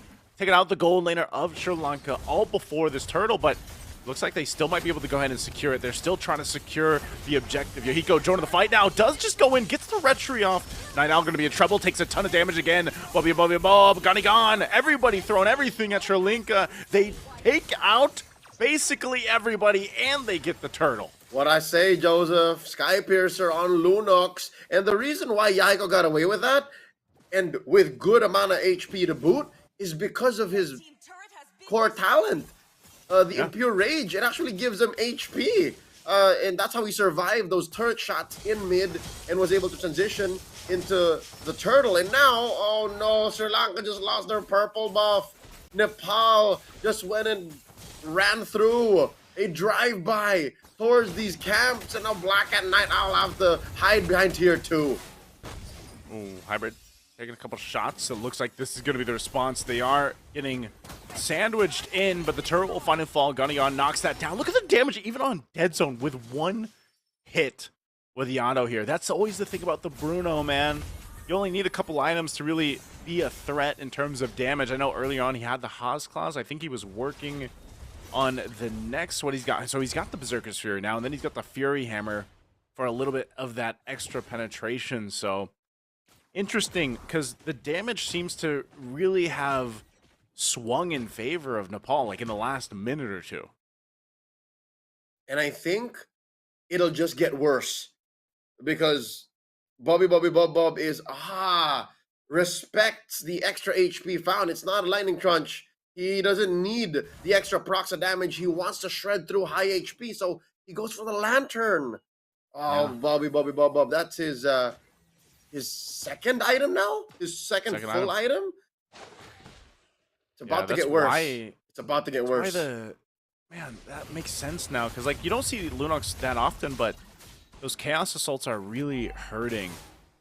Even the tankier members of Denzo. But then, like, if you think about it, between Bob and Gonigon, that's enough damage to bring even the tankiest members of Sri Lanka to a point where then you can just kind of clean up with Yahiko. So this Lord doesn't look like it's going to be contested at all. Not sure if the timing was really right there. Night Owl's going to jump in, but into the Curse of Blood they go. Gonigon in trouble, flickers out. There's a flicker from Night Owl. He'll be able to clean it up. But look at, once again, the damage from Bob.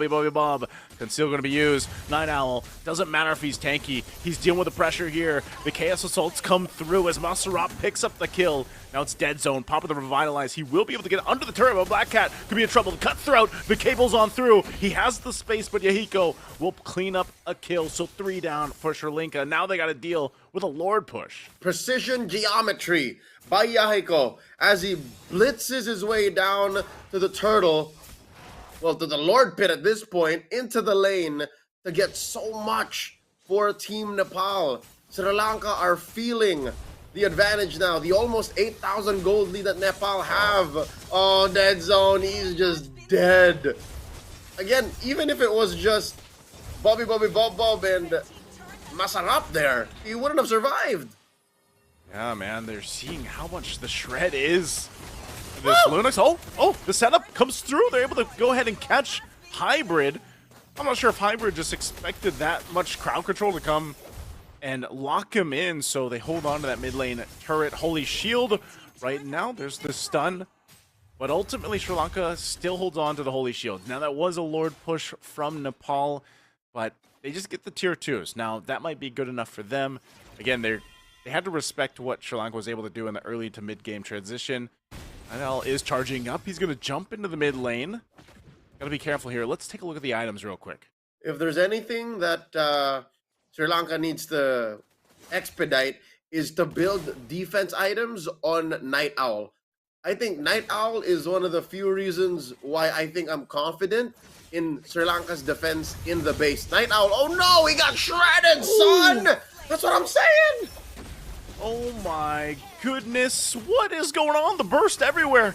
Oh, Yahiko uses the flicker, or uses the retry on Xerox, but Xerox will still be able to get out. And again, the shred is too much, man. I'm surprised we haven't seen too much of the Lunox come through, because it seems to be one of the best answers for these tankier heroes. That's what I'm saying. If Night Owl is around, and even if they were inside the base, even with all the inhibitors down, a defense is possible. I'm throwing back to the heyday of the Chak Mamba. Remember that defense? He can, that young man, Joshua Mangilo, can do magic with a Kufra. So now with it in the hands of Night Owl, I'm seeing shades of that. I'm seeing that he can jump on the dudes, hold them down like a baby suppress with the bouncing ball. We've seen some shades of it, but he can't do that if he keeps dying like this. And he can't do that without an Athena's shield, without a Radiant armor. He needs that against Bobby Bob.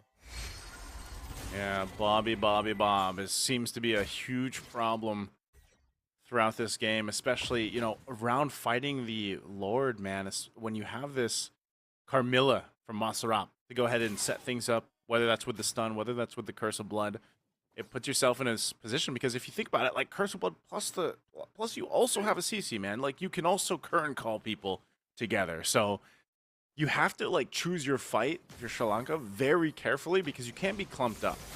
And if they are, they're going to have trouble. This might not be wise. Don't contest. Just stay inside your base. You have good high ground defense. You're down about 8k. That's a huge gap in firepower. Yeah, they got the Revitalize out. They're actually respecting what Sri Lanka can do, though. Lord's going to go for the reset. Still holding at half health. Night Owl's going to be spotted out with the Lord there, though, too. So they're playing with this advantage. They know they got Revitalized down from Dead Zone, so that's at least something. Oh, Dead Zone just kind of jumping on in, seeing what he can start. Joseph, look at Hybrid. Look at Hybrid. This is a light angle. Oh, he wants to go in. Pop the current call. Curse of Blood's going to drop down. 2 Black Cats in trouble. He has nowhere to run. Yahiko goes in, looking for Xerox. Xerox will have to flicker over the wall, but they might look for more in the mid lane. Another flicker from Night Owl on the defense. Under the turret they go. He's going to charge up. Does he jump back into the fight? No, he's got to go heal. So they get Black Cat. Now this is a moment for them to secure the lore. Not just Black Cat. They got a handful of flickers. Literally all of them forced to be used defensively. And now Sri Lanka are deep underground. I'd say they're 4 feet underground. 6 feet when they're dead. Right now it's 4 feet underground. And just because they thought they could pick the fight. Again, at the very start I said, just play defensively. You cannot contest. I think the reason why Nepal did that is, number one, to bait them out, which Sri Lanka fell for. And number two, Team Sri Lanka, they did not have eyes on Bobby Bob. So they figured that we flushed out all the nearby bushes, we can push forth. But what's scary is Bobby Bob has flicker still. He can Ruby BB. Yeah, he can Ruby DD into this base or whatever he wants. Oh! Yahiko able to dodge the rage. There's the Curse of Blood, able to find 2 as Xerox goes down. Black Cat gonna be in trouble too. Oh! Under the base he goes. Yahiko will clean it up. Lord's still gonna be up a little bit longer, but they're just gonna go ahead and focus down the base. Revitalize, trying to clear out the waves, but that enhanced wave already pushing in. You can see Night Owl quite low. Bobby Bob, unstoppable. Gone will get 1 too, and they'll just wipe them out, and they'll take game 1 for Nepal. 15 minutes. Nepal proves to still be the dominant force in their group here, playing for South Asia. and we saw some remnants of it. Again, he didn't have to flex on us. He didn't have to bedazzle us with Ruby BB, but he got the opposite version of it, wherein he used darkness first, flickered, and then lightened so that he survived the tower shots, or at least diverted the aggro. Shaky start for Nepal. Could have sworn Sri Lanka was going to get there, but I think somewhere down mid-game, Sri Lanka changed their priorities. I think Sri Lanka bit off more than they could chew. Yeah, it's I was trying to figure out too, like, where did it was starting here where things really started to sway in the favor of Nepal, and it was this turtle fight where they get a wipeout, you know, at the 7-minute mark. And with this wipeout, and then from getting these objectives, they were able to go ahead and continue to put pressure on the map, take resources, take buffs, and there was no answer for this Lunox. Like, I think that was one of the biggest things, because even if you committed a lot to it, like, she still had the brilliance, she's still able to go ahead and survive, she still had the flicker. I mean, half the time, Mlbb, he didn't even have to burn the flicker. Like, that was the thing, and he was able to just kind of pump out the damage. So I think that was one of the biggest things, is even itemization wise, like that Athena shield too was a little bit too late. Maybe they should have gotten some more magic resist early on, but even so, I understand like the idea for Sri Lanka to be like, do we build more defense physical or defense magic? Because even having a Fanny and a Bruno across from you, that's a lot of damage to deal with. So it was kind of overloaded at that point. They were forced to make tough decisions, and neither was the right call.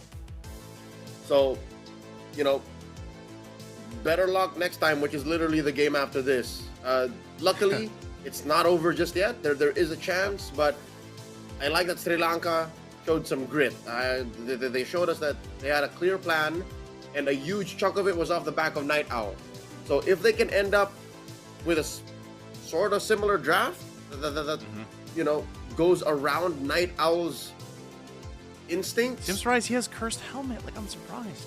You didn't have to do that. You know what I mean? Like, he didn't need it. Some of his instincts are in the right place. Mechanics on point, but fundamentally, there were better things to do. So, number one, use your gold better. I think. I don't think he even needed the molten core. The molten essence. Yeah. Molten essence. Did he? Because I get it. I get the molten essence is number one. There is defense shred. By being around targets, you soften them up. But look at Nepal. They're not even as tough to begin with. And look at their damage profile. They have burst. It's more burst than DPS. So, how much gold did Night Owl in Sri Lanka sacrifice to be able to go in that direction where they shouldn't have? Yeah, that's what I was looking at, because, you know, you mentioned it, like, they needed some more of that magic resistance to go ahead and just withstand what was happening, like, especially with the Lunox across from them. But, you know, again, it was one of those cases where Sri Lanka showed some hope there, especially in the early to mid game, but it just quickly went out of their favor. And even for Black Cat, I feel like, you know, Black Cat was really doing his best. Like, he really tried to do his best with the positioning and everything else, but when you've got a Fanny just flying around, man, there's only so much movement you can do. And if your battle spell, for example, was burnt, or I don't even know if he had really much of a chance to get to a win in nature, it's just like, you can only do so much, you know, especially with a Fanny swinging around. So I think it was just a lot of those answers or the questions here on maybe how to utilize the gold better, how to be a little more efficient with it, because they were doing pretty good. Like, there was a moment there where it's like Sri Lanka was in, I would say, control for a very momentary, momentarily they had some control. Not necessarily in control, but they were making plays. They were positively affecting their own game plan, which is when they looked best. So if they can draft, again, something similar that allows them to do that and make the right decisions along the way to push it forward, then maybe we'll see at least a more competitive game and maybe force Nepal into a game 3. But, you know, we'll take it one step at a time. We'll take it there, but before we do get there, we're going to have to take a short break for our players to go ahead and reset, get readjusted, and of course, get ready for game 2. So once again, I'm Nisu, this is the Leo. We'll be back with you guys after the short break.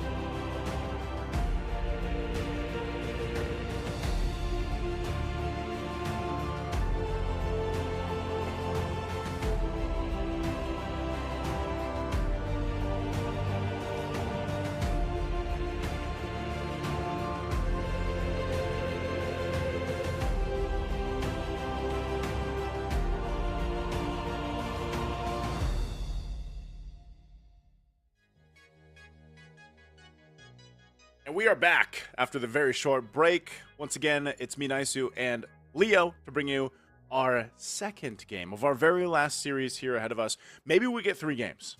I'm going to throw it out there. There's a chance if Sri Lanka can go ahead and recuperate after what Nepal did in game 1. I don't know, Leo. Is it possible? What is the answer here for Sri Lanka? Because I feel like Sri Lanka had the idea, like it was there, but it slipped out of their hands, man. They had a good idea. There was a solid footing for what they were trying to do in game 1. They had a game plan, and I think that's one step in the right direction. You know, don't play to your opponent's traps. Like, don't let them dictate what you can and can't do in the land of Dawn, because already I think it's no secret, Nepal is owning the region. Nepal is South Asia when you're talking about their qualifiers for this year's World Esports Iesf and Mlbb Esports men, right? So I think the fact that Sri Lanka is playing their own game and drafting to what they're comfortable with is a correct step. Number 2 is... I thought you were saying Bobby. No.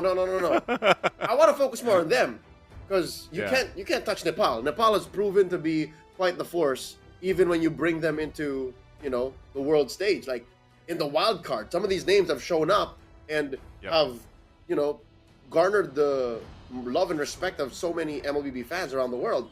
For Sri Lanka, fundamentally make the right calls. We were talking about it before the break. Where did all the gold go, man? Like, why would he invest so much in the Cursed Helm?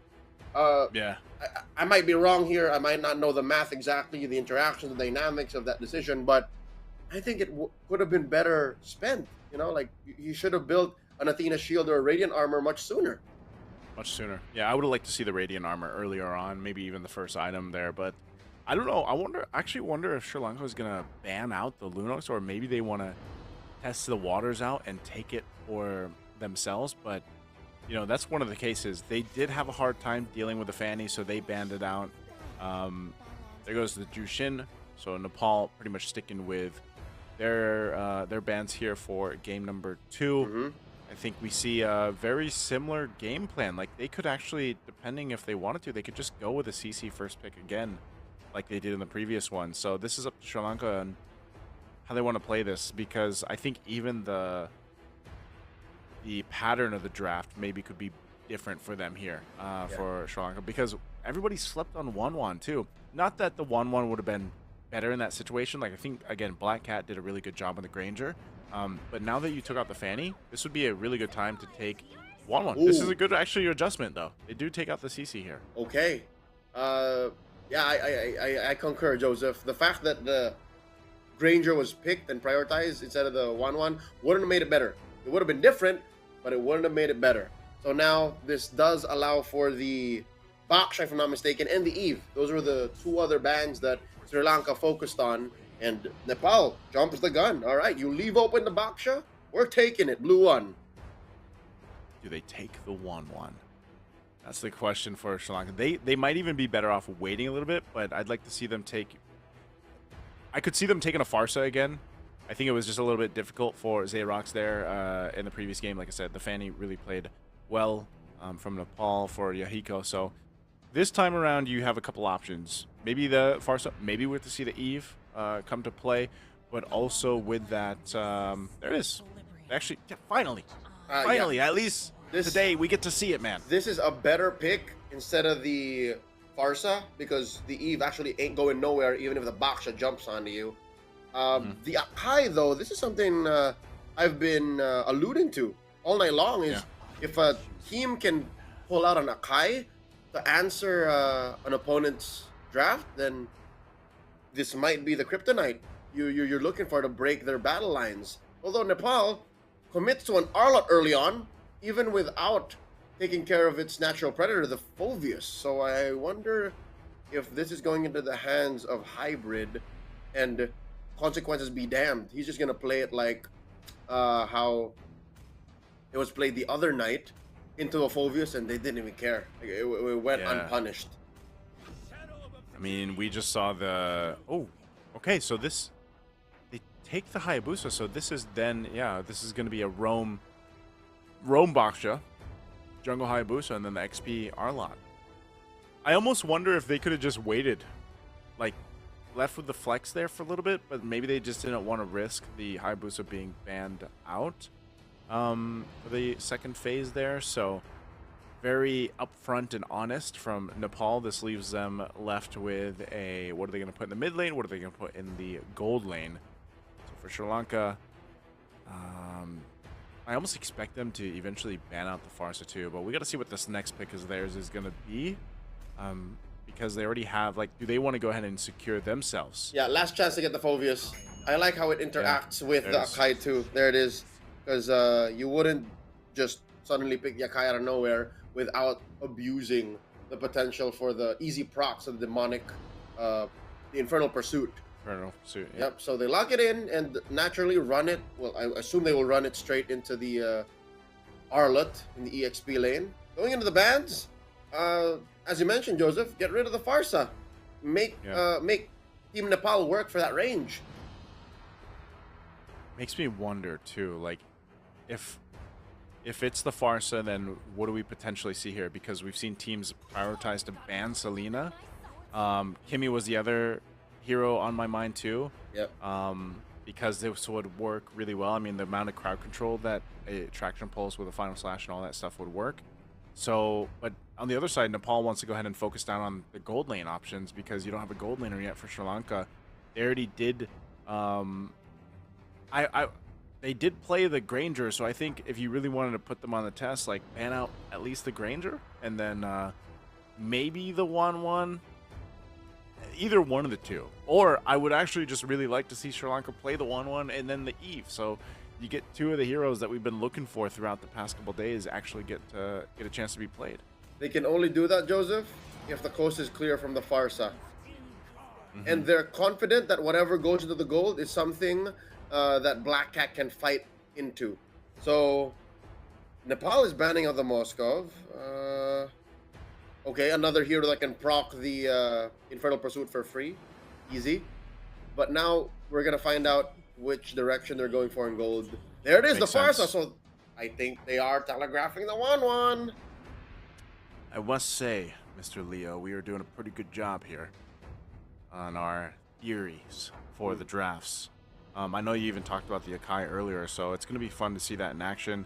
This is a really good first phase for Sri Lanka here, and I really want to know how they're going to build this out. Is this a 1-1 ban from Nepal, or do they let this go through? Because it's either 1-1 or Granger that Black Cat's probably going to end up playing with this. Because you also get to go ahead and play into the, I want to say it's like somewhat of a safety of the real-world manipulation. Now that you have an Eve there, it can help you in some of those instances where you're trying to move around that. So, wow, they'll take out a Rome. They'll take out the Matilda. So that is not available. So what are they? I wonder what they're going to put in the Rome then. Either Rome or gold here for Sri Lanka. Yeah, it's a little too much if Sri Lanka got away with both the Matilda and the 1-1. So Nepal just made their choice and said, yeah, just give them the 1-1. We can run the Granger into it. And actually, here's the thing. The Granger also interacts very well into this dynamic because it's one range tool that can actually reach the Eve. Because they already got rid of the Farsa. So, quite the conundrum, the paradox, the labyrinth that we have here. Now, Sri Lanka don't want to make that decision just yet. So they pick up the Jawhead. That's their Rome, clearly. And now it's down to Nepal.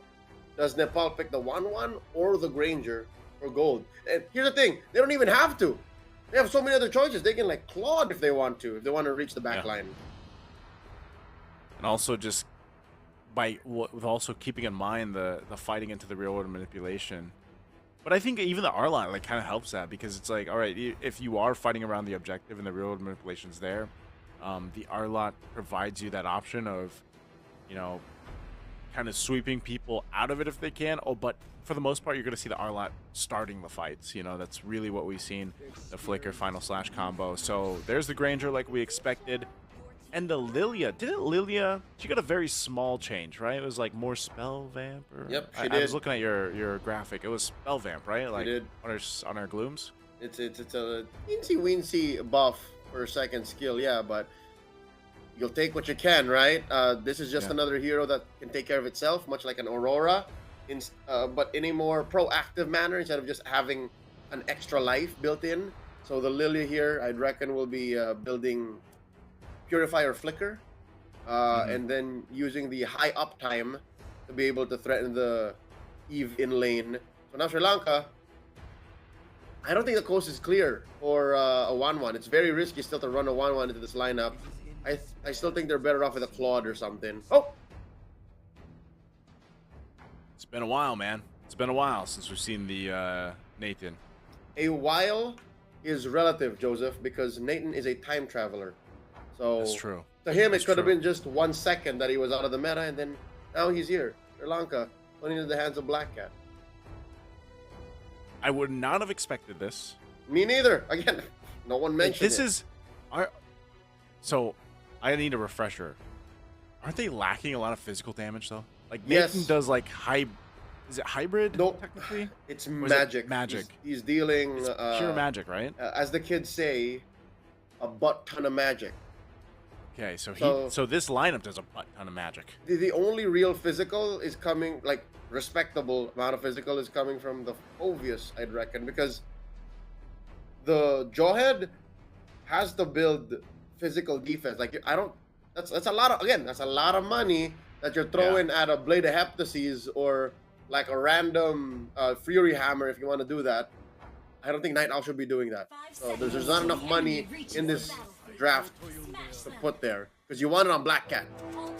Well, we're going to find out here. Once again, ladies and gentlemen, welcome to the last match of tonight. Day 4, Iesf Asia and Oceania qualifiers. And it's down to match point right now for Nepal. We'll see if these drafts are going to be able to take us to our first Game 3 of the evening. Or will it be a sweep for Nepal? Now, I think one of the big things, again, is how does this work out for a... Like, because we don't see the Nathan often, honestly. Like, it's one of those heroes that's kind of up in the air. I mean, even to an extent, the Lilia. Now, Lilia, yes, she had this little minor change. But leave it up to Bobby Bob to bring out a hero that isn't typically picked up. And I'm happy for it because he brought the Lunox too. And when you look at the emblems here, nothing too crazy, right? Nothing too crazy sticking out. This is the huge. And the quick rotation down bottom to bother Dead Zone is to the matchup's nature. Because again, Dead Zone should be winning more often. But wait, look at this. Oh, you're gonna jump in. Sky Zone. I'm not sure if that was gonna be worth it or not. He does go down. So a bit of a trade, I guess. You know, both junglers just being taken out of the picture there. I think it was more beneficial to Sri Lanka and Sky Zone, given that he reached level 4 while Yaiko has to work for the EXP. Again, you don't get EXP posthumously. So Yaiko is stuck at level 3 now. He has to bomb rush his way towards a camp or something. That's exactly what was done there, but he didn't get it. Oh, the gold went elsewhere, but he's fine. He'll reach level 4 eventually. Yeah, he's got the level 4, so this is gonna make for an interesting first turtle take. Sri Lanka should have the advantage, I say. I mean, especially if Xerox can get that level 4, that he does. So they've got the real world manipulation to go ahead and set up now this for Yahiko. He's only going to have the orange buff to work with. But again, this is up to Sri Lanka to start. He is going to focus on his purple for now for Sky Zone, and then they'll rotate for this. So everybody getting ready. All the level 4s are available. You could see even Ganigan rotated down towards that mid lane to get some of that extra gold. And they're going to go ahead and set things up here. Night Owl just gets it in the nick of time, right before anyone engages with the turtle. This is a late rotation for Black Cat, but he should be able to make it given the momentum or move speed given by the river. Turtle now at about half health. Sky Zone is holding on to his heavy spin. Oh, look at this engage. Yep, they're going to force the fight anyway. Masarup popping the ultimate here. He still has the Revitalize. He finally is going to use it himself. Gets locked out with heavy spin, so Masarup is gone. And now Night Owl should be able to get out, but look at this. Split up, Ganigan trying to distract them. Sky Zone will get the turtle. I think they're just going to disengage. They just don't have enough damage right now. This is what you get when you put an Akai in the jungle. When more than half of your pieces line up, and you have the heavy spin, that just makes up for all of the possible room for error. It just denies your opponent the space, and whether it be because of the heavy spin I think Nepal was just in a bad place to begin with anyways. Number one, Gonigon went for the half rotation, like he wasn't so sure, but now wait, the post turtle take! Oh, they're gonna force a fight anyway. A flicker for Night Owl. Now Night Owl still 1 HP. Will actually survive. A great flicker to stay alive because, again, could have gotten way worse, but you see what's happening now. Nepal will go ahead and rotate towards the bottom side of the map. Final Slash going to be used, but I don't think you're going to be able to kill Dead Zone, so Hybrid maybe just checking things out with that one. That turn came in a little too late, and in the wrong spot too. They had to go for a full rotation to the opposite lane to make that call. I think Nepal have a lot of catching up to do. Interesting decision by Gonigon. Joseph, is that right? His first fully built item is the Sky Piercer. I don't think you're making enough money in the early game to build more than just that. Yeah, I think that's about it. Again, the Final Slash used, but Dead Zone will be fine. Gonigon's going to definitely need more time than what we saw in the previous game where, he was able to scale up really quickly. So this is a slower start for both sides, honestly. Is it he built a casual knight, a casual Fury Hammer, and then the full Sky Piercer? Because I'm finding myself wondering where the economy came from, and if so, then he's just expediting his power spike. That's what that could be. That's what an early Sky Piercer signaling. Night Owl gets caught out here. Oh, well, the toss up into the air. I'm not sure. He does Black Shoes, so he's going to be fine. They're still going to fight under the real world manipulation, and Night Owl joining it. The Revitalize already used from Maserap. Both gold laners making away to the fight. Gonigon will come in. There's the Final Slash they were looking for. Able to find two, but still respecting that damage. And now Dead Zone. He was trying with the Infernal Pursuit, but will get taken out. Maserap driving around, rolling on around, but won't find anyone else. But Night Owl jumps in with a flicker. I'm not sure if that's what he wanted to do. He wanted to make a play. Now Black Cat's going to be in trouble, and this is the turn that happened in Game 1, and it's happening now in Game 2 as the turtle is secured for Nepal. Joseph, if my sequence of events are correct, if I'm not mistaken... Oh, he got it too. As Maserap was rolling around, that is exactly when Night Owl flickers in and he bumps into the Baksha, and that's why he got stunned. He stopped in his tracks and got bursted down. That's just the only logical reason that could have happened, and he wasted his flicker. I don't think Night Owl saw that coming. Now looking at the items. Oh, whoa, wait! Oh, they burst down Maserap. That's the revenge.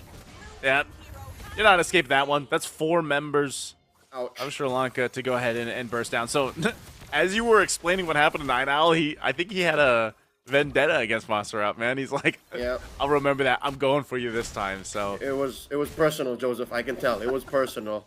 Now Hybrid just dead laning against Dead Zone. Now we see confirmation that Gon actually has the Hunter Strike now. I wonder if that was built prior to the team fight or just after. Ooh. Was that?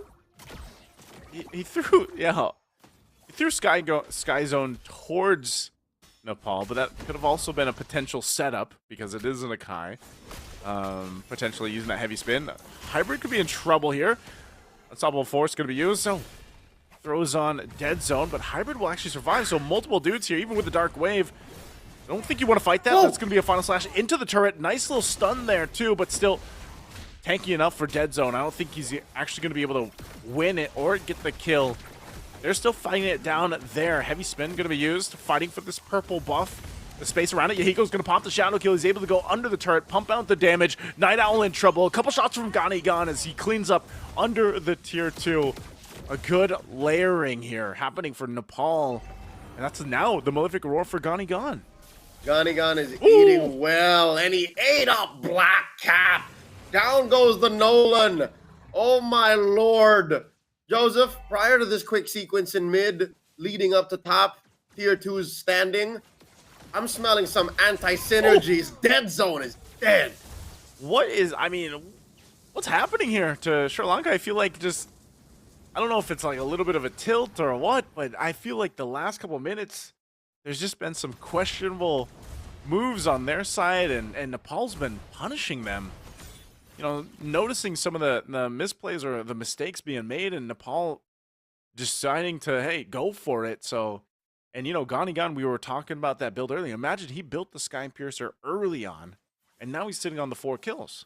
Joseph, they're making like Post Malone's 2016 single "Fall Apart." I don't know if it's a communications. I don't know if it's a communications breakdown or if it's just the skills are coming out at the wrong time. But now they are down about 5,000 gold, and Dead Zone is isolated. Oh, and he's taken down, traded for with Hybrid. Both XP laners isolated from their teams will fall. Hybrid also burned the flicker. So interesting, because right now you got Bobby Bob taking the purple buff. He's actually going to have that, which is going to be huge for this Lord free fight. Yeah, free purple. So he did him dirty. He left the baby one too. That's just a baby. He left the baby. He left the baby. Okay, it's going to be cleared out. They do go clear it out. They know Bobby Bob's got the purple. That's a wasted rotation. Yeah. Oh, Sri Lanka have been scattered by Nepal because they're going for the blitz.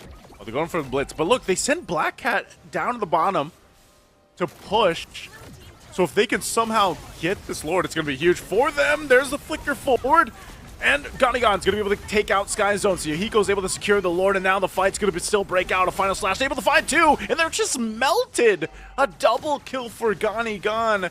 Sri Lanka decided to send a Black Cat on the bottom side of the map to get that tier 1, but they lose the gamble for that Lord.